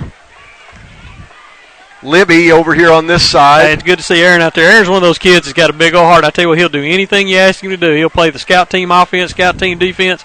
So this is a good opportunity for him to get out and play. That's a reward for him. Creighton Ledbetter, Drew Sugg up on the line also. All new bodies. Uh-oh, here we come. Boy, we were coming right there, weren't we? McNally just has to throw it out of bounds because we were pressuring him so much. I believe that was Drew Sugg, kind of at a stand-up position, and boy, he starts right before the snap and just comes busting through there. He brought the house to him, didn't he? Well, Dennis, here's some more new ones. Number 77, Jacob Lacey. Let's see. Oh, Dennis, T.J. Farmer's in at a defensive tackle, number 74. Well, they're going to probably they punting. Well, it's fourth and they're 7. They took all their meat guys out. So, come on, TJ, get through there. Come on. He's fighting. Here we go. Good punt. Get away from the ball. Just let it hit the ground. Everybody get away. Oh, good roll. Oh, don't touch it. And it's going to roll dead down at the 28-yard line. Let's see how much time we got. A little under 2? 1 minute, 50 seconds remaining in this game. Let's see what we're going to do on offense. Probably should see a lot of young kids here on offense. I'd like to see that. Looks like Beach is going to stay in at fullback. There we go. Number 28, Noah Hunter, is going to be in at wingback, I believe. Dakota Daniels is going to stay in and play quarterback. No? Let's see. Jacob Lacey's in at tackle. Creighton Ledbetter in at guard. Libby's in at running back. Cunningham's going to play a guard. Who's over on the right side, Dennis? Number 65. 69 or 65. Spencer Galden is going to play right tackle. Spencer Galden. And Jacob Call's in there on the line. Nathan Eilerts is going to split out wide to the right. There we go. And Noah Hunter's over at wing. Falk at quarterback. Good experience. There's a good snap. Handoff to Beach. Come on. Can't let that happen. In Beach's hands. Up. A little extracurricular activity right there, and I believe that was Creighton Ledbetter involved in that right there. Well, that kind of thing will mess up your opportunities the next time. Well, Aaron hadn't had a whole lot of no carries tonight. Well, I mean more of the penalty. Yeah, the penalty. Well, Aaron, it's kind of like when a new quarterback comes in with the center. Yep. That first snap's always a guess. Well, he's not used to feeling it tonight, and ball's put there, and he just can't get the handle of it. Yeah, so can't have that personal foul penalty for any reason. Now they did recover that fumble. Yep. Correct? Yes, they did. There's their ball, and after the play, a personal foul penalty. Yep. All right, let's hop out of here. Anyway, let's see. 41. Let's see. Brandon Taylor at an end. T.J. Farmer, Lacey, and West on the defensive line. I see Falk. I see Beach. I see Libby. Call. Coffee. Fake pitch. Look at there. Big Lacey in there just breaking that play up. Busted that play up from the get-go. He did. He got penetration, and there was no place to run. We've got an injury on the field. I think we got another cramp. The golden arrow down. Yeah, Dennis, you can see his toe. Yep. Pointed straight out. He's needing to get that dude bent up, and he can't get it right now. Coach is coming out, and the coach is going to. There you go. Let me push him up there. Oh, that hurts. Man. 1:33 remaining. We were listening to the radio this afternoon on the way down here. We were talking about some of the call-in shows, the sports talk radio, and earlier this afternoon I had the opportunity to hear one of them, and Mike Nail was talking. I guess this was during lunch maybe when I heard it. Mike Nail was talking about when football season should actually take place. He said football is a fall sport. He said we come out in the summertime and we're burning up, and guys are having cramps and cramping up and having heat exhaustion, and then when we finish the season we're freezing to death. That's a fact. So he was thinking that maybe we needed to start a little bit later, and he said now basketball, they got it just right. They're playing inside the whole time. But the point I'm trying to make, though, really, the real point that he was making is that you need to be able to have, these kids need to be able to practice, and then they need to have time to recuperate. And in this hot summer, they have 2 a days. They practice early in the morning, they practice late in the afternoon, and they don't have a chance to recuperate yet. And these guys will be in better shape in the following weeks. It'll cool off. Their practices won't be as long, won't be as hot, and they won't be cramping up. And this team of Arrows, I guarantee Coach Headley will fight to the bitter end in this game and every game they play this year. So don't let these cramps make you think that this is a thing of sign of weakness. It's early in the season. Yep. I'm tickled that our kids aren't having them because right. I guarantee you we've got the depth is making a tremendous difference in the ball game, number one, and then just the fact that our kids are still out there playing hard. I see Britton Madrid and Nathan Eilert's in at the safeties. Seth Sapp in at a corner. Oh, big Jacob Lacey almost got in there again, but number 20, let's see who that is for the Golden Arrows. Ryan Voss takes the handoff and goes up and scores. Well, that's their one score in the second half, and we've done a lot of subbing to get them that score right there. That's right. But you know what? Hey, you'll take that score at the end of the game to get some experience from the young guys in there. That's right. 26.2 seconds remaining in the fourth quarter.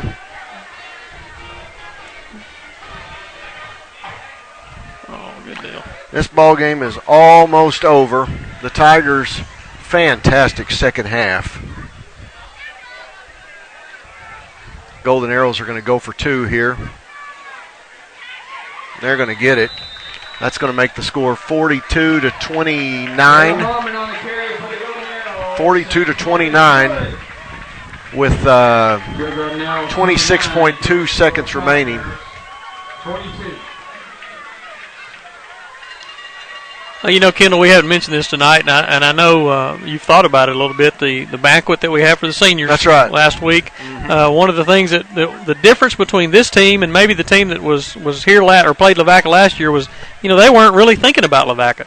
And this team has decided, hey, Lavaca's our first ball game, so this is the most important game we're going to play this year. Yeah. And I think you can tell, you maybe not the first half, you couldn't tell it so much, but in the adjustments that were made in the second half, and definitely the way that they played hard the entire ball game indicates that they knew this was an important game. That's right. And next week at Cassville will be another important game. That's right. They're taking them one at a time. I know it's coach speak, or anybody can say that, but this team has got that under control. The seniors are making that happen. They've set the tone for their season, and I'm really optimistic about them having a great year because of that. Right. Well, it's one thing the coaches can talk about this week is the difference between the first half and the second half. You come out ready to play in that second half, and look what happens. Mm-hmm. We didn't quite look like we were ready to play in that first half, and Lavaca dominated us on the scoreboard. Well, we're expecting an onside kick right here, and it looks like they're lining up for that. Overby's setting it up. Got the All-State team on the front line up here, the good hands. All the good hands guys right up here, and he's going to kick it hard. It's going to try to bounce, and they're going to try to come down and get the ball right here. Yeah, a little bit offsides over here. Kind of faked us out. They're offsides right here on this somewhere. Yeah, this guy on this end was offsides. For us. For them. For them, okay. Yeah, number 21, I believe. Okay, number 21. That is not on our roster. Not on the roster. Let's see. Here comes the call. Coach him up and let him do it again. Illegal procedure, they're going to call it. Yep. Well, we'll back it up 5 yards and kick it again. Who is that back receiving for us there, Dennis? Is that Falk, number 16? I believe it is. It's our backup quarterback. Backup QB. Bartholomew Ellis, Halbert, John Coffey, Dakota Daniels, Murphy.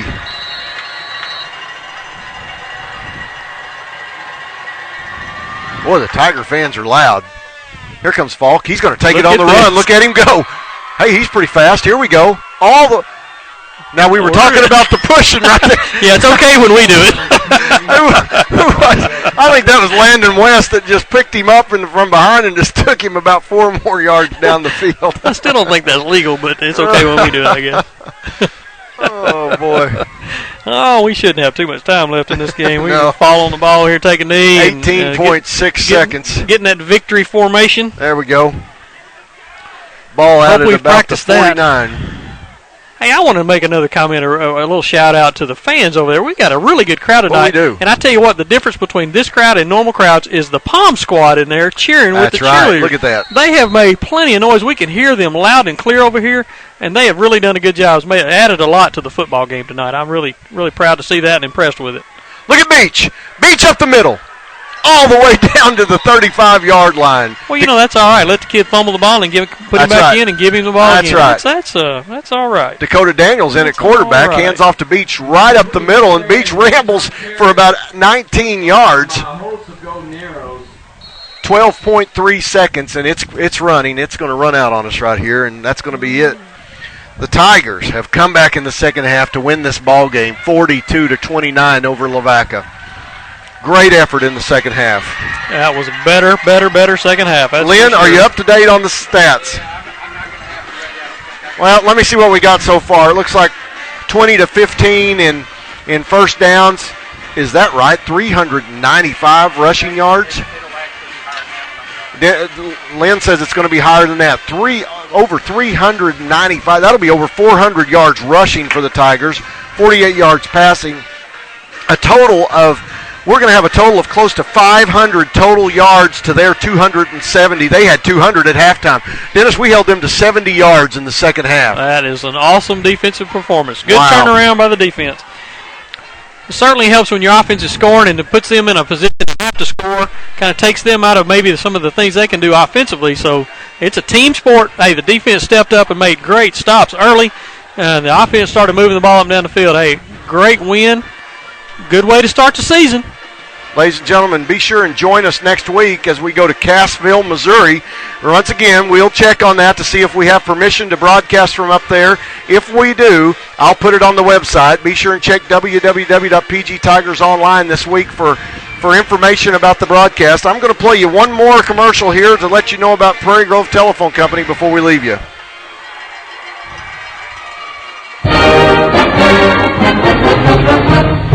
PG Telco is proud to sponsor Tiger football. With PG Telco's high-speed internet service, you can catch all the Tiger football action at pgtelco.com. Call PG Telco today and let us be your connection to PG Tigers online and the World Wide Web. PG Telco, built on community, focused on progress. Once again, ladies and gentlemen, we want to thank you for joining us tonight. Watch www.pgtigersonline.com for more information about broadcasting next week. Thank you for joining us. This was our first on-the-road broadcast. We hope it was good enough for you to be able to tell what was going on. And we will talk to you next week from Cassville, hopefully.